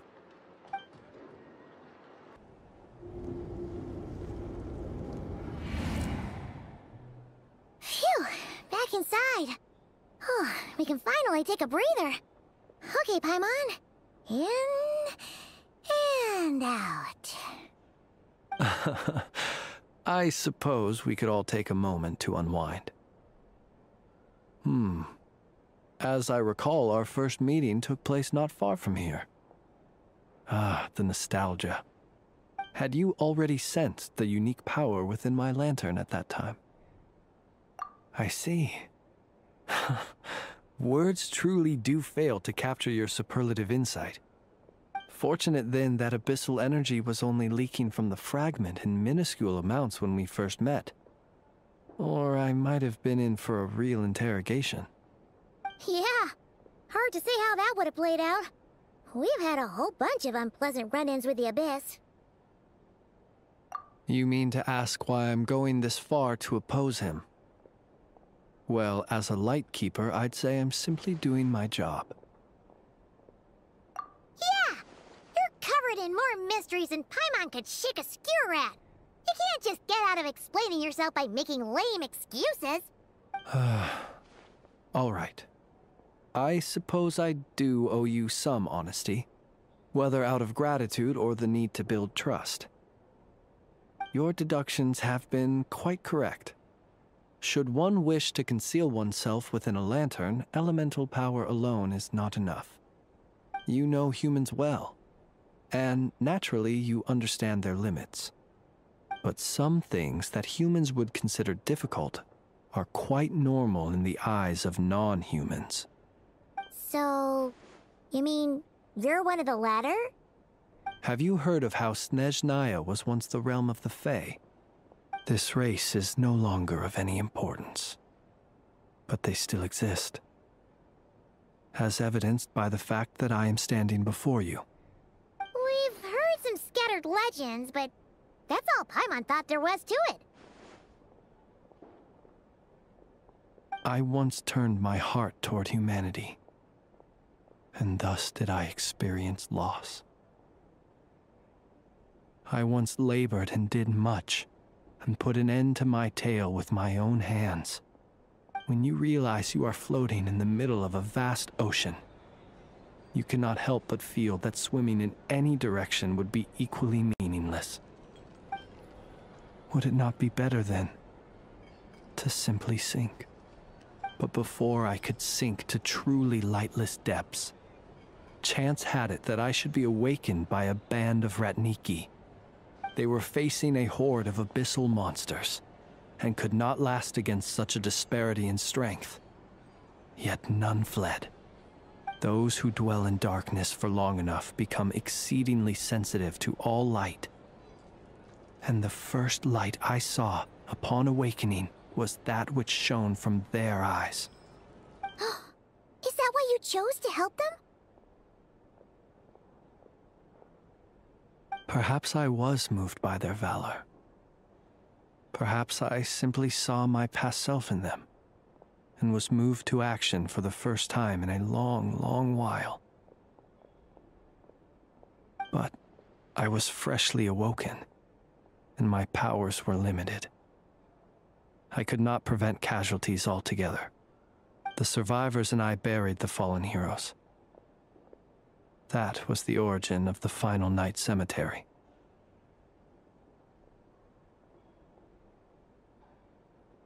Well, not exactly. I was just more familiar with them. So joining up seemed the most convenient way to experience human life. Doesn't sound too believable. Well, I believe it. Besides, I'm well past the age when one might believe in things that must be done. Nonetheless, there are still some things I will not allow to happen. The chaos that Rerir has been stirring up is one of them. Tomorrow I shall go and check our records to see if I can find any connection between the Wild Hunt, Rerir, and the Canon. Will you need us to get you where you need to be? Oh, I'll be fine. I keep a backup copy at my residence in case of emergencies. Can you even go back there right now? Won't there be Ratniki watching it? Thanks for the reminder. I believe they'll have checked my place, but they won't have stayed. All things are ranked according to their priority, and we lack the manpower for such an open-ended stakeout.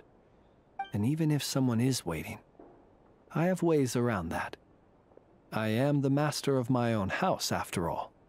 All right then, we'll trust you. We sure ended up chatting for a while, huh? I'm super tired now. But, you know, feels like we can breathe easier, now that we know you better. I didn't take you for the cautious sort. Anyway, I hope you'll help me keep this a secret. I'd prefer others not to know about my past unless strictly necessary. Nor do I want to attract more trouble on account of being a fae. Paimon's lips are sealed too. All right. Thanks again for your help. Good night, you two. Finally, we can rest. Let's go get some sleep. There's tons to do tomorrow. It's getting late. The situation is urgent, but rest is vital. Good night, both of you.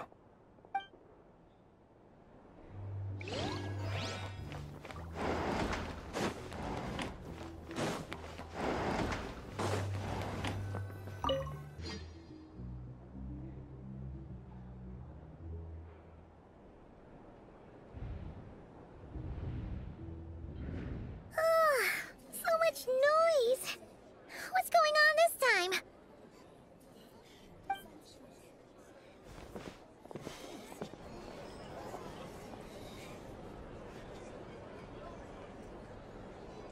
Hey!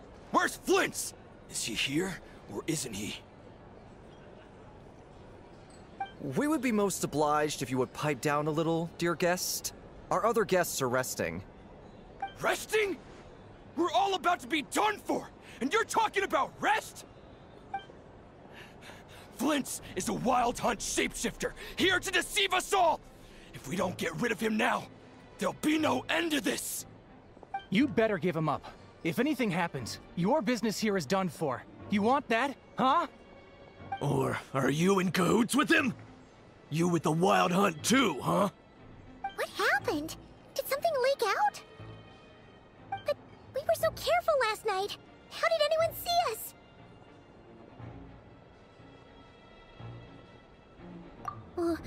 What do you mean? This is so confusing! What do we do? These people are no match for Flint's, but they're super heated right now. It's not like all the unusual stuff about him will make it any easier to explain either. Okay! Hey! Let us in now! My apologies. My apologies. Hold on! Calm down, everyone! What in Tevat is the meaning of this racket? Are you intent on depriving both the Voynich Guild and the Curatorium of Secrets of even a moment's rest? Boss, do we really have to entertain people who don't respect the rules? Call a few of your boys and have them thrown out. And what hole did you crawl out of? A watering hole, of course. The one you've just disturbed.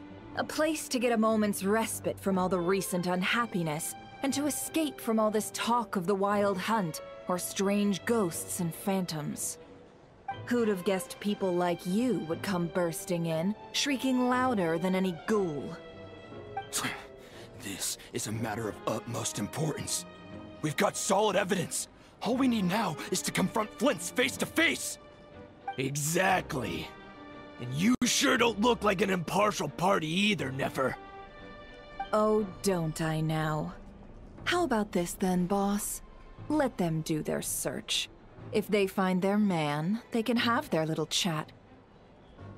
But if they don't, then they owe everyone here an apology, as well as compensation for all the racket they've caused. Wait, it's... Alright, alright. I suppose that's the only way. If we don't let them in now, they'll be back sooner or later. What a mess. Oh, alright then. Well, I'd say that sounds like an impartial proposal. What say you? Or are you suddenly unsure of yourselves? Come on, everyone! Move it!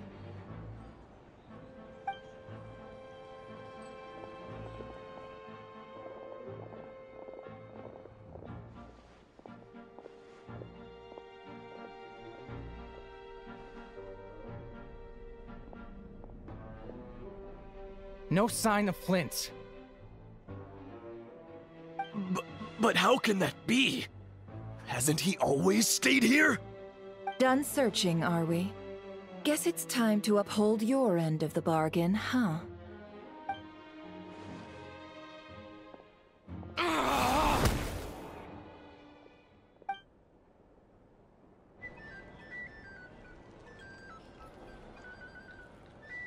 So, Paimon, you've been waiting to ask me something, haven't you? Yeah, how did they even find us here? My inside man with the Lightkeepers informed me that you paid the crime scene a late-night visit. I surmise that you must have rendezvoused with Flint's and obtained some new information. Then, early this morning, a group of people gathered at the town gates, news spreading amongst them that the Wild Hunt could disguise itself by taking on familiar faces. Everyone started throwing out the names of possible suspects. No one, seemingly, was exempt. And amidst it all, Flint's name started gaining more and more traction. I'm sure his solitary lifestyle may have played a part, but I wouldn't discount Rerir throwing fuel on the fire in secret. So, did Flint's make his escape after hearing about this? And that's where I, Yehoda, the quick-witted, fleet-footed backbone of the Curatorium, got my chance to shine. While everyone was super focused on the argument in the main hall, I, alone, noticed an opening. I got her to climb up to a window to help Flint's out, only for her to return with nothing but a lantern. Aw, come on, boss. I was just getting started. We initially intended to bring Flint's back to the Curatorium and wait those people out, but I never expected this to be all that was left. I imagine, though, that he wouldn't have left something that was so seemingly important to him behind. Might he intend to come back and get it later? Maybe. I'm not sure. Well, he's out of harm's way now, so that's not super important, right? Oh? What Paimon means to say is, we've got lots of new intel to share. All right then. Yehoda, contact the others. We're going to need all hands on deck. Let's have this discussion over at my place.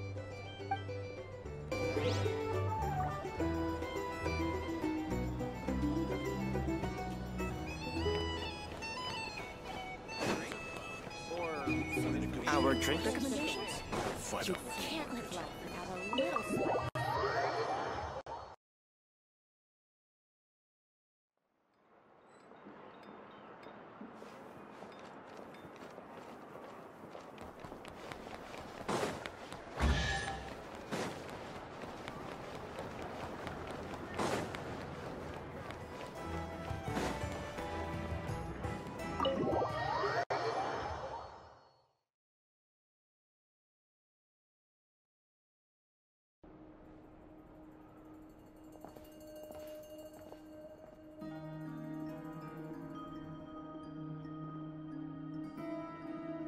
I see.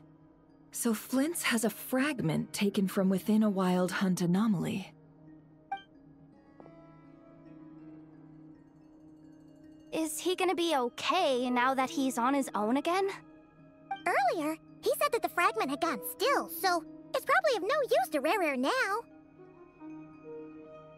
In that case, Rare shouldn't have any reason to keep pursuing him, right? So, was all that ruckus back at the flagship just an act of spite? Or what? If I were him, I would have simply turned my attention to collecting other fragments. A reasonable course of action. Remember what we heard back at the tavern? The actual number of wild hunt anomalies destroyed has been greater than Lightkeeper records would indicate. Some of these must have been Rare's doing. He must have been seeking more fragments. This much is pretty easy to understand, but why would he pretend to be Soci and put so much effort into getting the cannon up and running again? Maybe 'cause that'd be more efficient than having to clear anomalies himself? Yeah, I'm confident that the ammo we're packing has the oomph to do that. But I am a mechanic after all. For me, test data and their conclusions speak loudest. Oh, why don't we find a few of those fragments ourselves and use Kuvaki to carry out a little experiment? Our lab could certainly accommodate such a test. In other words, we gotta destroy a couple of anomalies and collect fragments from them, right?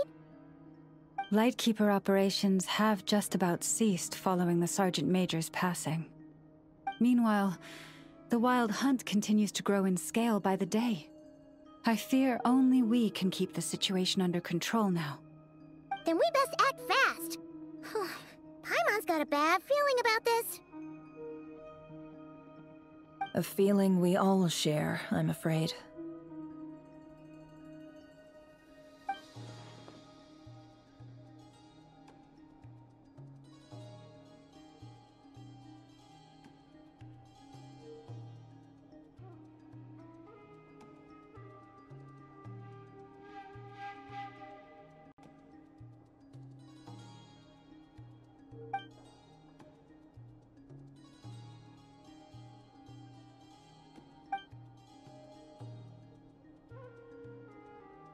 There are 3 Wild Hunt sites that must be dealt with urgently. But I believe we have the capacity to handle it. Works for me. And Nefa and I will take our workshop assistants to deal with one of the sites. The Curatorium will handle another. And we Frostmoon Scions shall deal with the remaining one.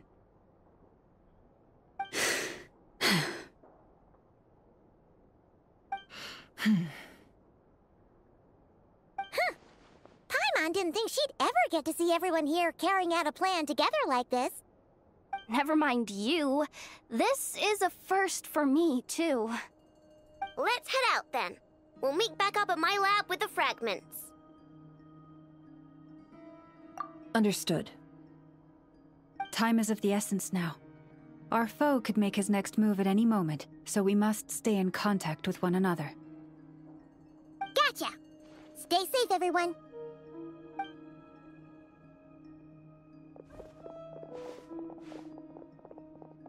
Huh. Anyone seen the lantern? Has Flint's dropped by already?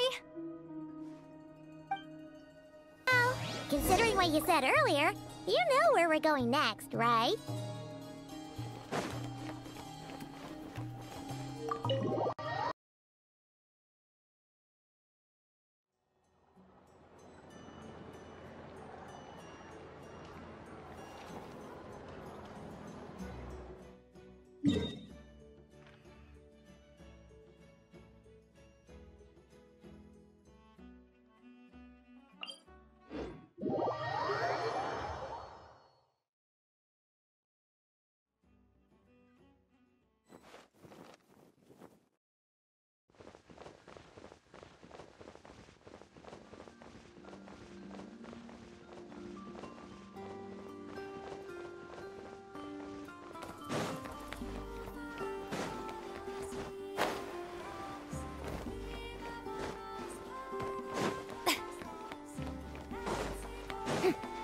All right, here comes another one.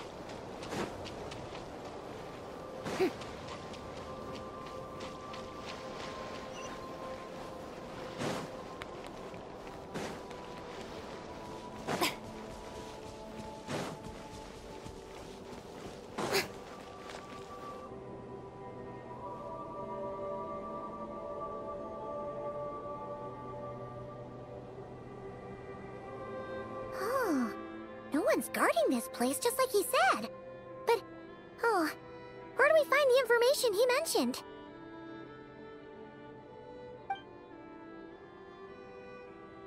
This way. Let's move. We're running out of time.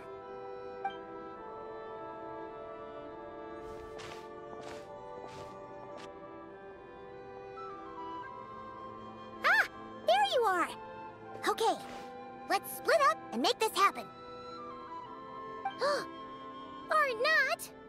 How are we supposed to read through this many files? Difficult, yes, but it is also our most efficient option. To expose the true intentions of this Rereer, we need to dive into Nod-Krai's history. Hope we don't land on our heads then.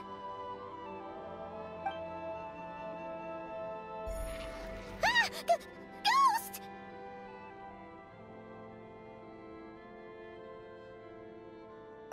That file suddenly moved by itself! This is a graveyard, right, Flint? Do these things just gotta happen?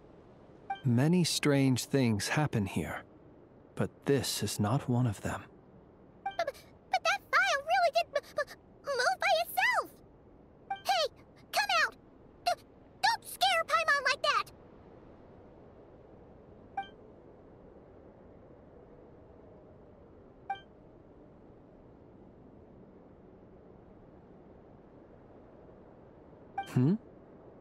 Wild Hunt Phenomenolog? Hey! Another file's moving! Are we being given hints? I feel no hostility. On the contrary, it seems we're being aided somehow. Really? Hey! Seriously, another one? Okay then. Paimon will read this one.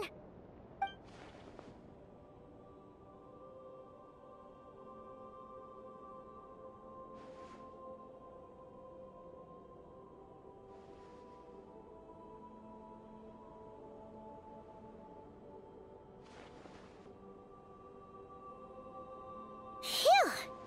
Finally finished. Oh, Paimon sure could use a long break from long words now. Hope she can remember it all. The material I've read through has all been about past Wild Hunt incidents of enormous scale. What about you? Paimon as well. Guess that makes 3 of us. Whatever this is, it seems to want us to notice something. Let's bring our files together and give them another look through. Alright. Paimon will go fetch hers. All these incidents look pretty different. Wait. I've noticed something. Before the occurrence of these huge Wild Hunt events, a smaller scale one would erupt in the exact same location. And look. All these smaller scale Wild Hunt site reports share a common outcome. They'd be detected, but would go inactive before any forces could be sent to deal with them. They could then be sealed directly using a tide seal stone. Huh? But why? Some of these records are too old. I doubt he had regained the ability to act freely yet, or we would have met long ago. Ah! And here's another similarity. Kuvaki in nearby soil completely drained. Could this be important somehow? Kuvaki and the Wild Hunt are mutually opposed forces. We Lightkeepers previously believed that these small Wild Hunt sites would temporarily go inactive due to being neutralized by the Kuvaki present in the soil. But now that we've synthesized all this data, there is a key issue this hypothesis cannot explain. Indeed. Despite the name, I would not call a Tide Seal Stone's sealing powers watertight exactly. But for it to fail and the situation to deteriorate in such short order... Paimon feels like she's almost got it.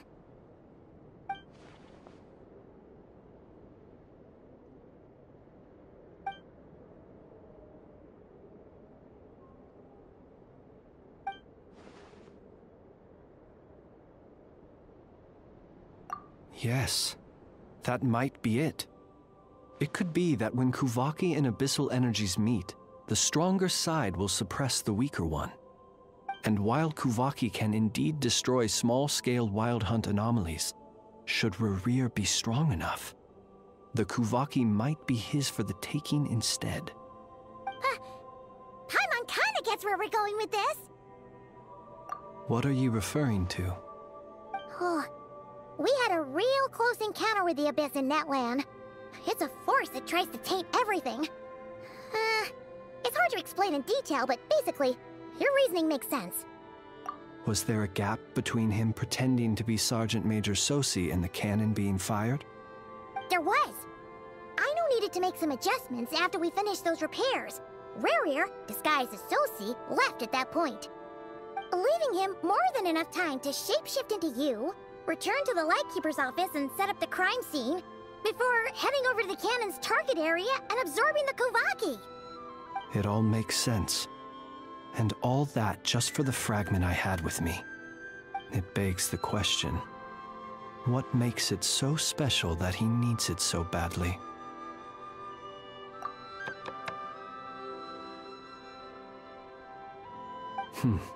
That's odd. We shouldn't have any guests. I'll go take a look.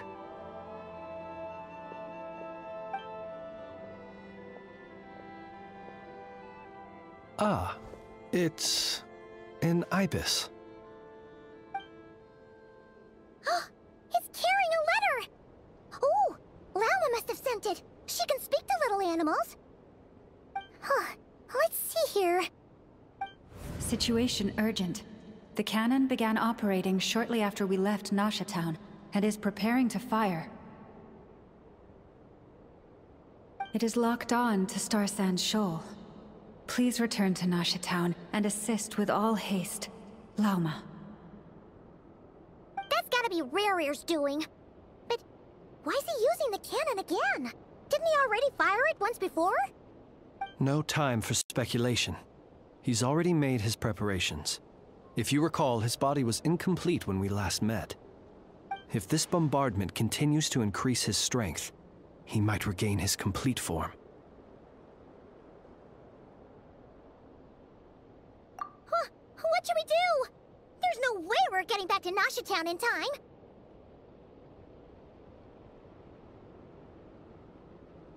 Let's go to the cannon's target site. That's where we should find Rerir, and that's where we'll stop him. One moment. Just let me get this news to Lauma. Nasha Town is in their hands now. Go! Fly! Not a moment to lose! You're here, as expected. Humans, you never change. Always trying to use powers you neither comprehend nor control.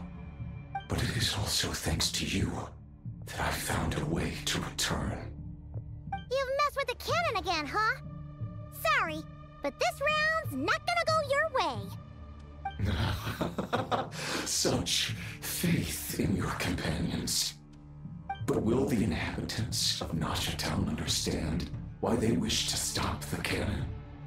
I think not. When all they see is the wild hunt surging up everywhere they look, the cannon must seem like their only lifeline. This is the truth I have revealed to them. They did this all of their own volition.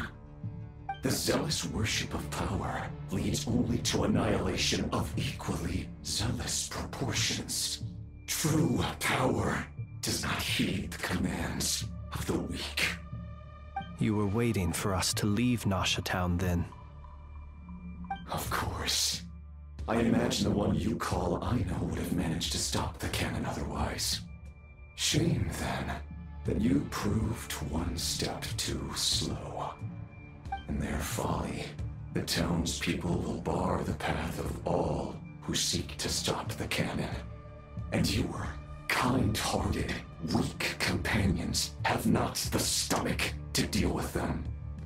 The cannon will not be stopped now. Well, sir, you look most pleased with yourself.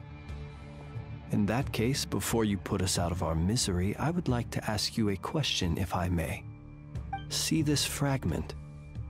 It once haunted your dreams, but now it seems useless to you. What is it exactly?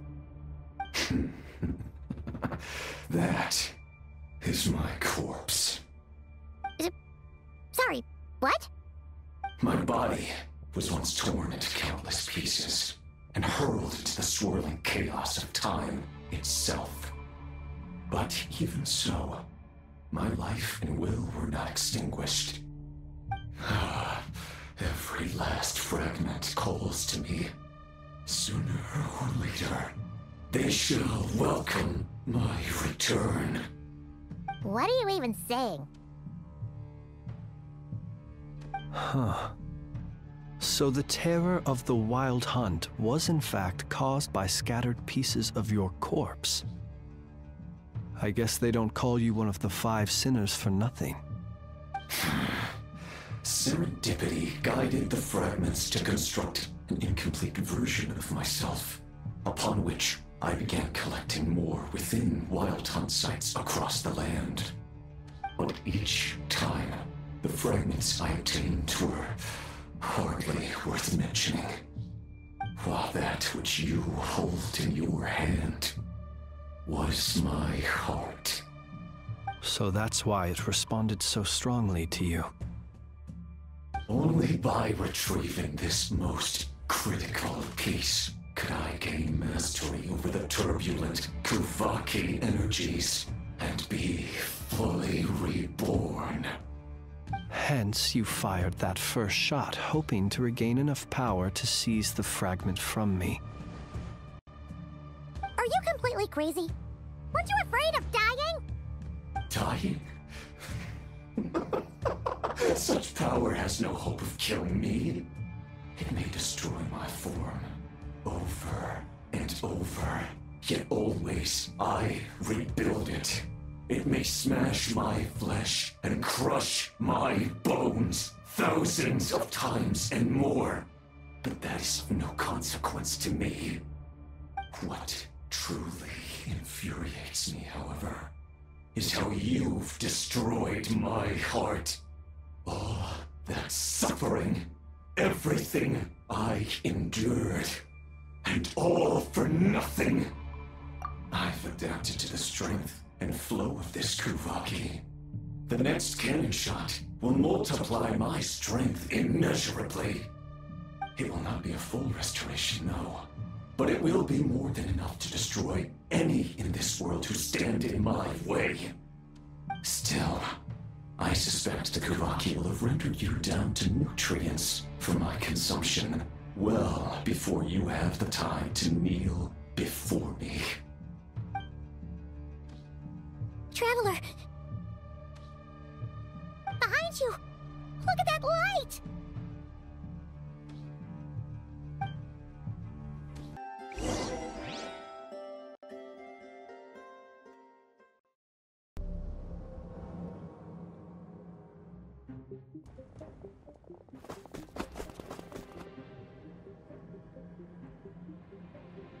Its defensive barrier has also been activated, likely in anticipation of interference by malicious actors.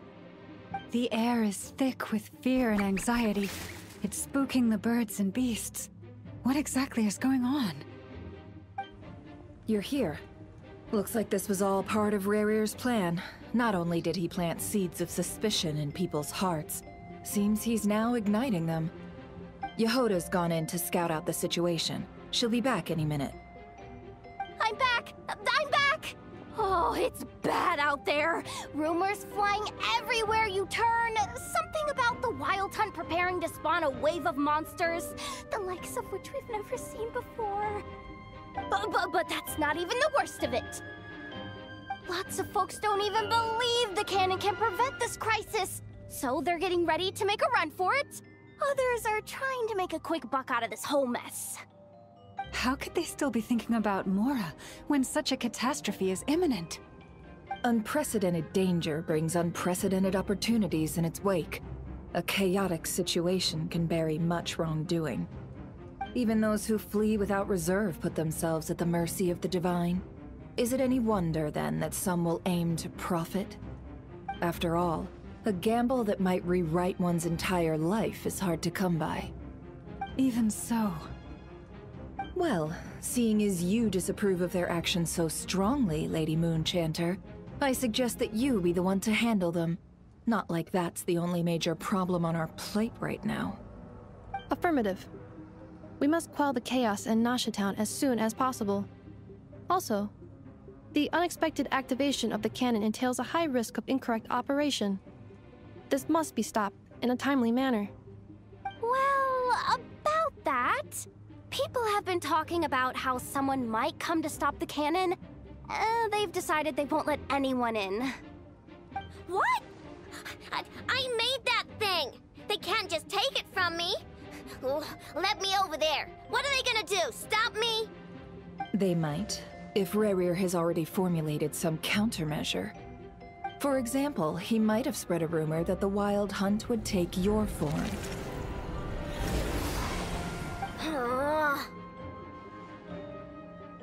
Possibility high. If they view the cannon as Nasha Town's only hope, they are likely to conclude that anyone who tries to stop it must be with the Wild Hunt. We will face strong resistance, but they're just ordinary people. Brute force must be avoided, if possible. There's no time. Let's go into the town. I'll find some way to calm the townspeople. You find a way to stop the cannon.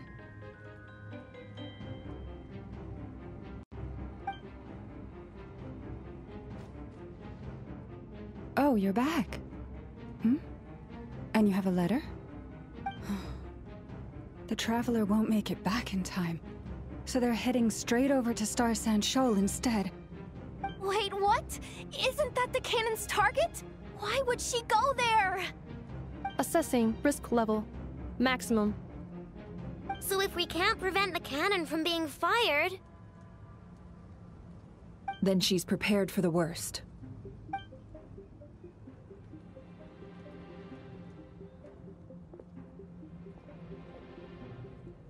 And we must ensure that her trust in us is not misplaced. Let's go.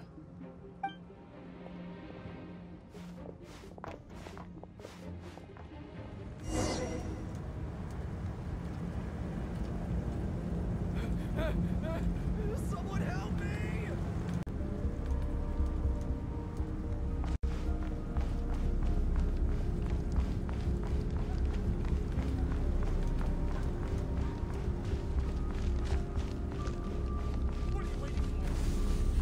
This place is burning too!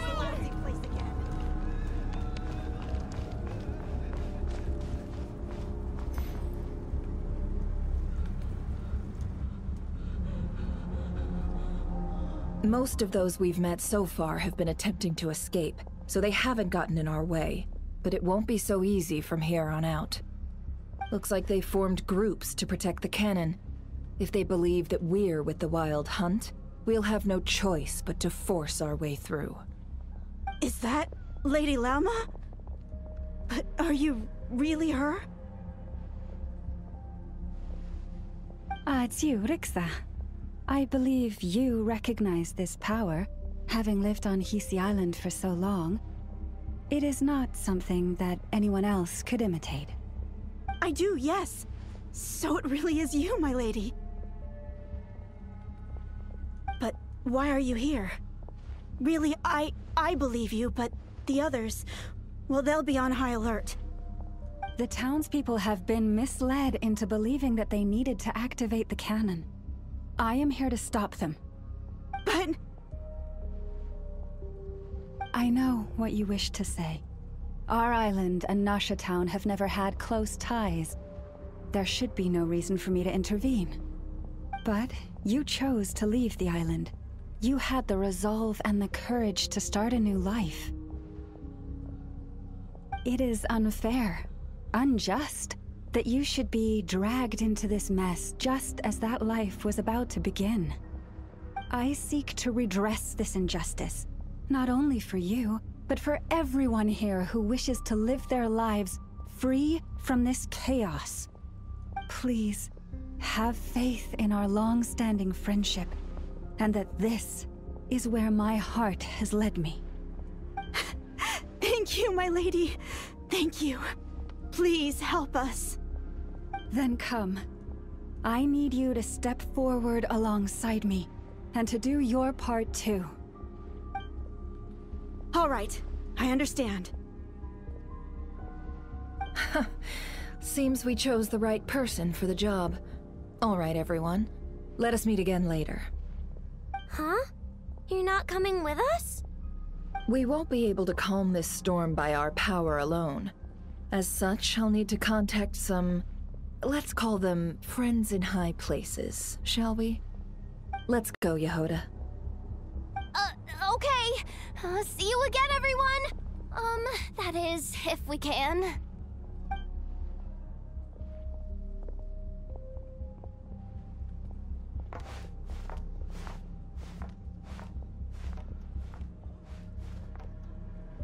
Remember these words. The road shall be paved with truth, and we shall pave it ourselves. It's you, Lady Moonchanter. It's her. Everyone, it's her. You're right, my lady. At times like these, we must rely on ourselves. We won't let you some abyssal creature, aren't you? Leave this to us, Lady Moonchanter. Go.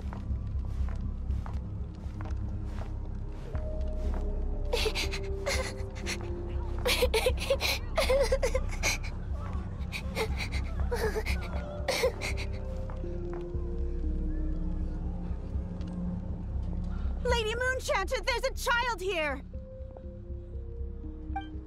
It's all right now. Go, quickly.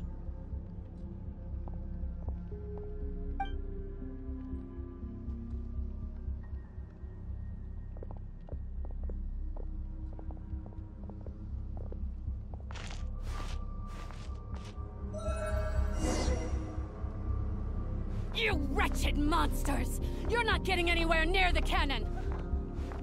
The monsters you fear do not exist here. The madness you have fallen to has been the source of untold disasters. You think we had a choice? Destiny is no excuse for greed and destruction. The choice has always been yours to make, and it remains so, even now.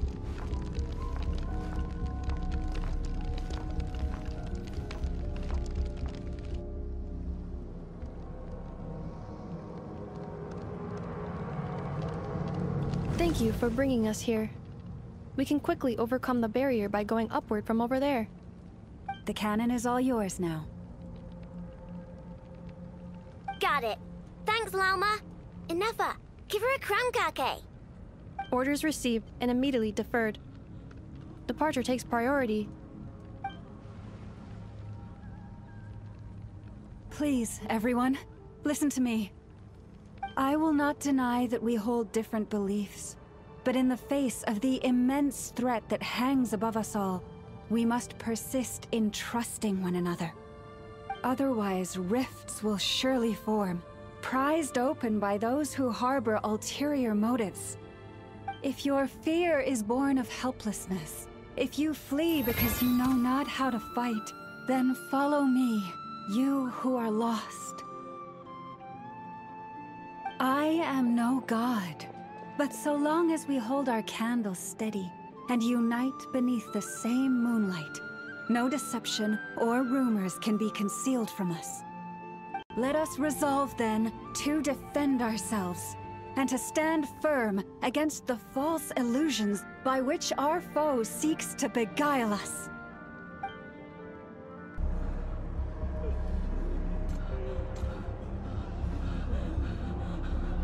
Let's go, Inefa. This way up.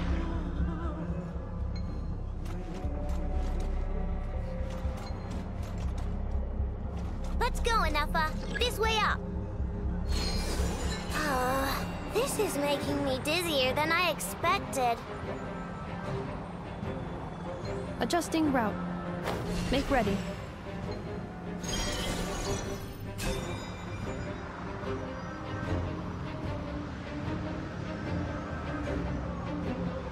Out of the way, small fry.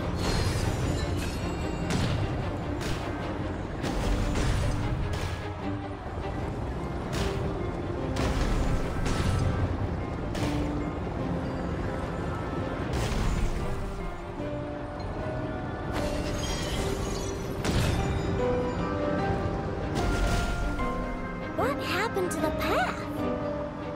Track missing. Fall imminent. Come on, come on, come on! Get out of there! Whoa, nice! Preparing barrier breakthrough. Brace for impact.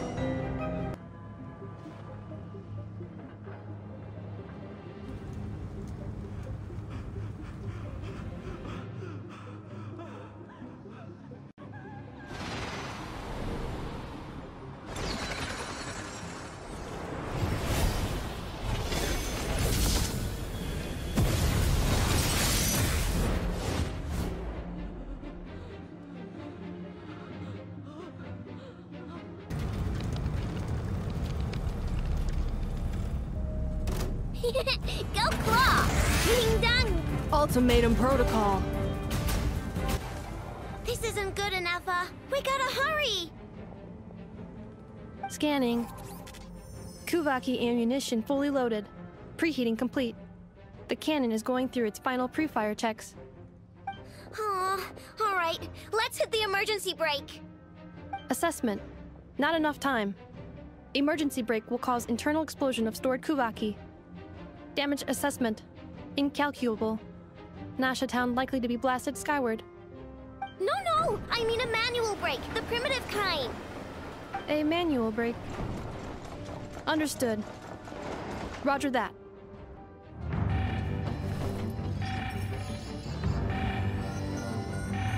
We are out of time.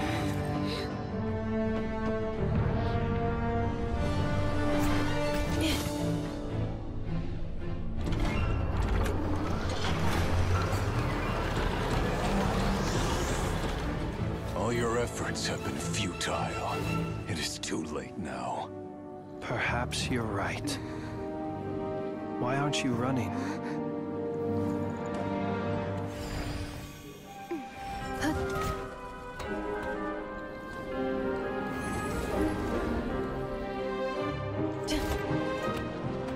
Sigi sato passa sax, niti nipotus. In necritus necrus baptusi, que omnes tu zonos pentusi.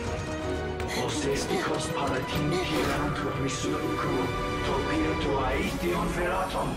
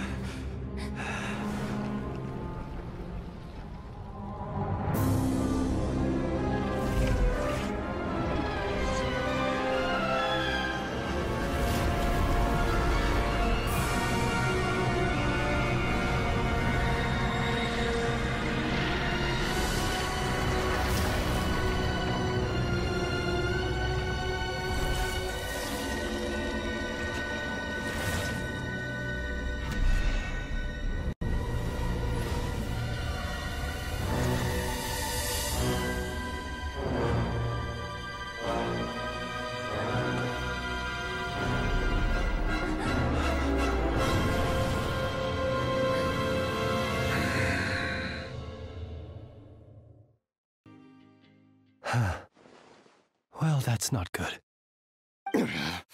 Sluggish, torpid, This body is a disappointment. I can barely muster 10% of my original strength. You've ruined everything again. Let me guess.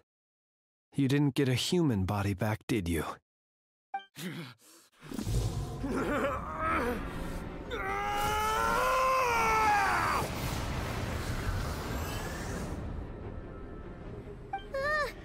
What's with him?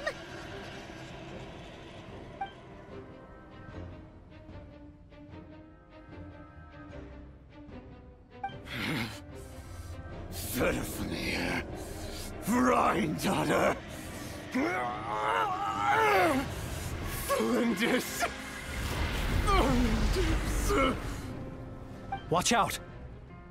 Whatever rationality he still had when he was searching for his body is gone. All that's left is the calamity you see before you. A monster fueled by nothing but his own obsession. Matters not. Having a heart, being human, it's all irrelevant. Completely and utterly insignificant. You matter not. Does anything in this world? None of it matters to me!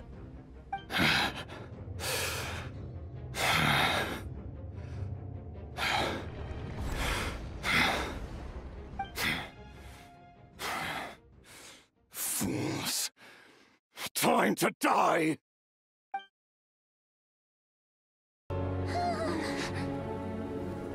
You too have the potential to be driven mad by knowledge. But the truths you seek are so insipid, laughable that you should die for their sake.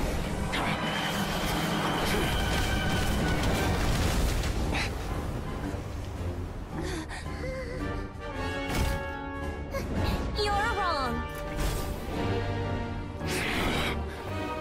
The unknown is but a fog to be dispersed. Knowledge is the true pillar of the world.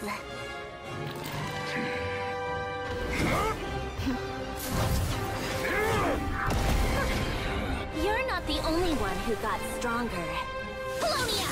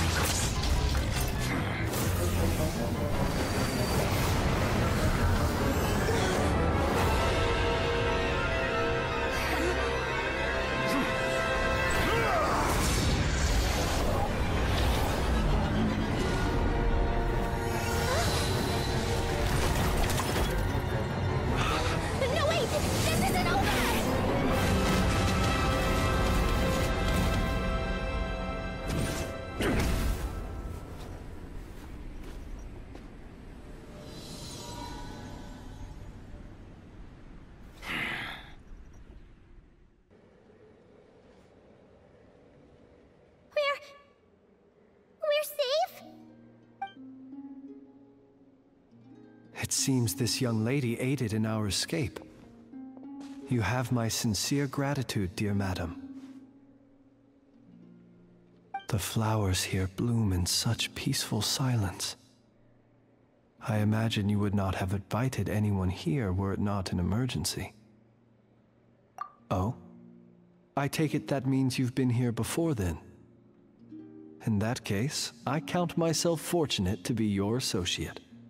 Columbina! What did you do that for? I studied his abilities inside out, equipped Polonia with comprehensive countermeasures. We were going to settle the score! But he still broke through, did he not? What? You expect a battle to be completely one-sided? I just didn't expect him to have no sense of honor whatsoever. Polonia would have been fine in a head-on clash, but battles just get chaotic. Oh, so you actually thought you could win. Have you been taking care of yourself lately? Your calculations seem to have deviated quite seriously. Perhaps you could try sleeping and rising earlier. Or you could adopt my previous recommendation and... Hey, listen here, Columbina. I tolerated your nonsense previously because we were colleagues. There's a Fatui warrant out on your head, and don't you forget that. Don't make me fight you right here and now. Oh, I was just a little concerned about you, that's all. Just like that time when you weren't making any progress with your research. So you went and cooped yourself up all alone. That was none of your business! And don't you ever drag me out to one of your freaky hovels again! Come on, Polonia! We're leaving!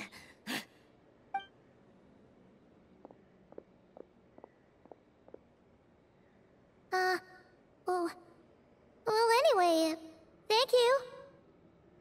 I was worried about you, too. Not only because the remains of the Eternal Moon Goddess cannot fall into his hands, but also because you've done much for me yourselves. And then well, I brought your associate along for the ride, too. But that was as much as I could do. You're not afraid to speak your mind, miss. I like that. Please, call me Flint's. It is my honor to make the acquaintance of one such as yourself. Still, what do we do now? Rurer's gotten stronger again. At this point, it doesn't seem like we can beat him. We did block most of the Kuvaki, so I'd say we've put a lid on his plans for now at least. But we still don't know what his aims are, and he may continue gathering power. So we must be very careful. After you left, I could no longer sense his presence.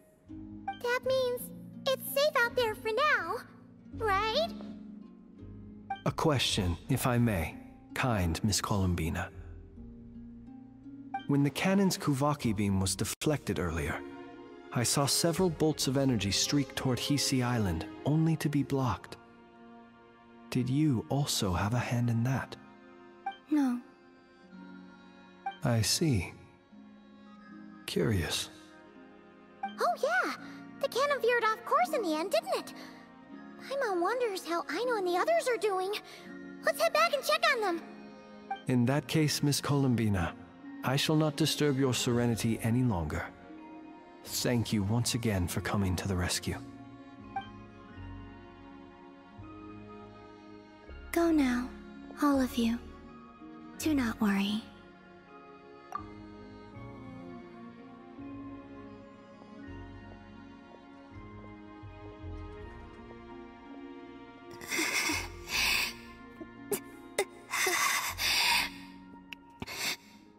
My strength still isn't returning. It seems my time is running out.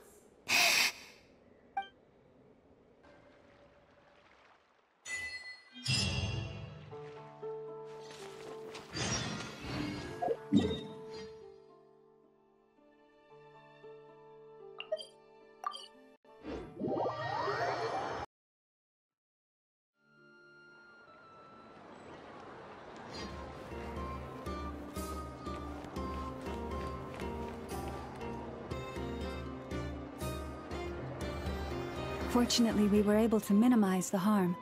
Only a few townspeople were hurt. But the Raher of Solnari has now gained a complete form, while we still know nothing about his goals. It seems we have done something akin to releasing a vicious Kukusaur into the wild. I'm sorry. Is no one here familiar with Kukusaurs? Paimon knows what you mean, but that analogy seems more than slightly understated.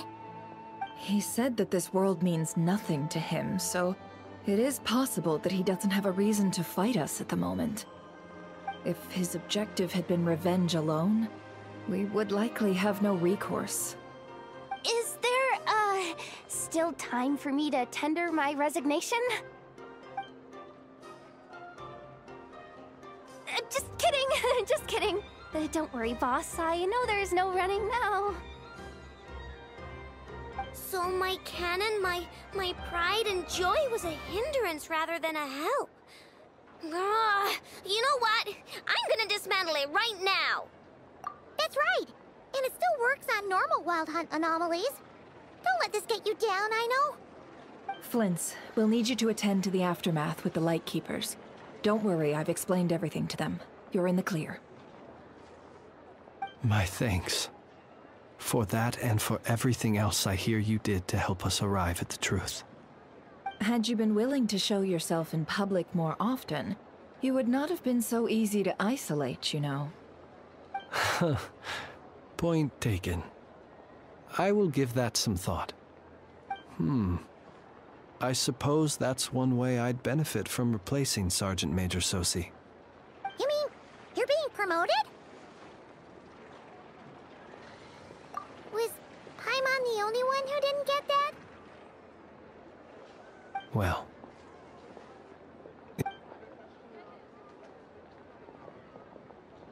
there's a certain gentleman I'd like to send off on his final journey.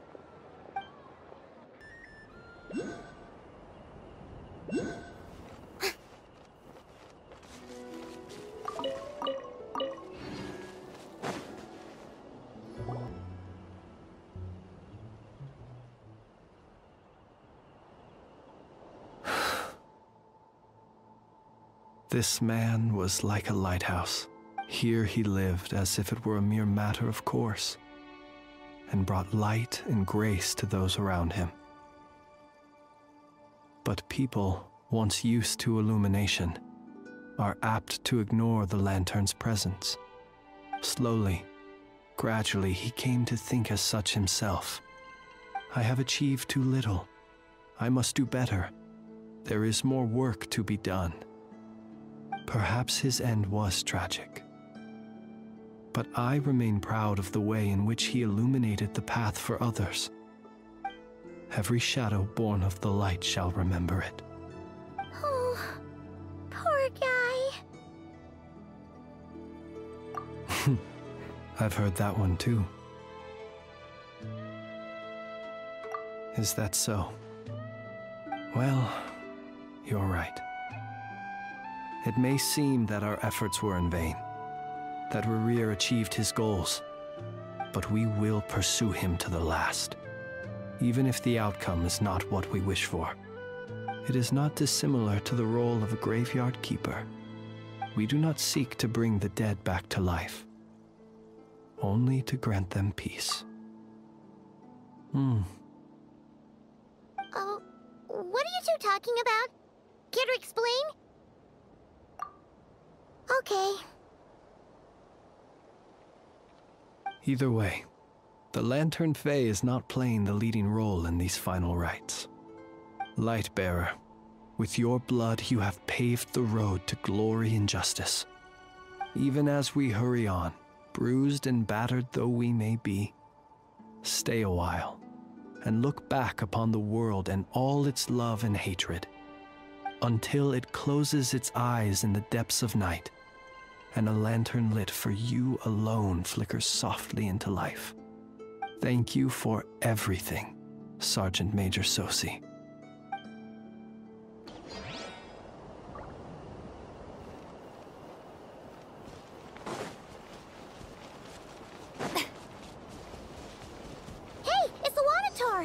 Should we go after her?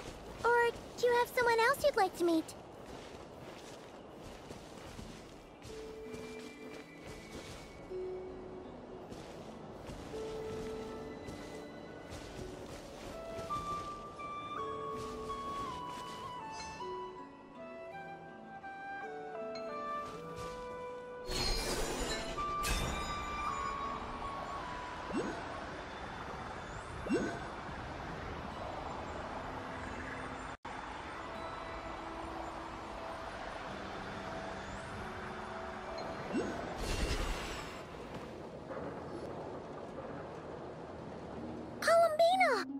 What are you doing here? Was it not you who recommended such walkabouts to me? Yeah, but aren't you afraid the Fatui will see you? Zandrone seems uninterested in my capture, and the others are unlikely to risk making contact at all. They have more troublesome affairs to deal with.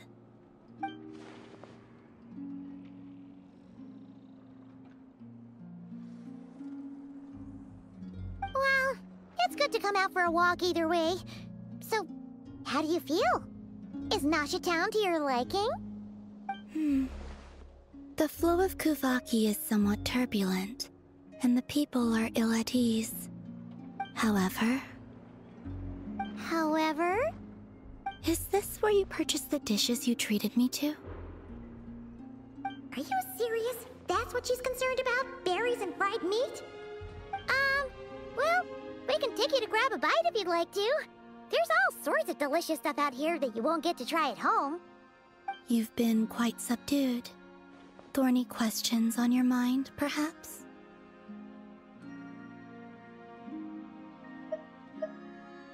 I could look into the Eternal Moon's marrow for you if you wish it so. But after our previous attempt, I suspect your spaceship has been intentionally hidden away. Perhaps someone has certain truths they wish to hide from you, or from others. And I doubt there are many who could accomplish such a feat. I could not gain any insight into his schemes, I fear. Now that he has donned a shape and form, selling his power short would prove a fatal error. But that power of his plays host to an obsession that borders on mania. I cannot say if that fixation is directed at the moons, or at something else. Perhaps understanding the subject of his fixation shall prove key to repelling him in the future. Well, Zandrone's daily routine is highly irregular, while the doctor often orders people around. As for Arlecchino... Was that not what you were curious about? Well then, have you been to that experimental design bureau of theirs? That weapon will play a key role in the Tsaritsa's plan. That's what I've heard, anyway. And what plan is that precisely? Well, I cannot say I care. I still wish to return to the moon that belongs to me. That is where the answers lie buried. That is my true home.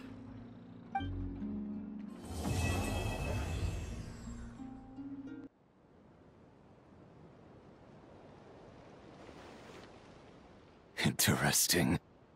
You followed me this far. Why not show your face? Haha! Right, right. Right you are. I forgot to introduce myself. The name's Varka, Knight of Boreas, and Grand Master of the Knights of Favonius.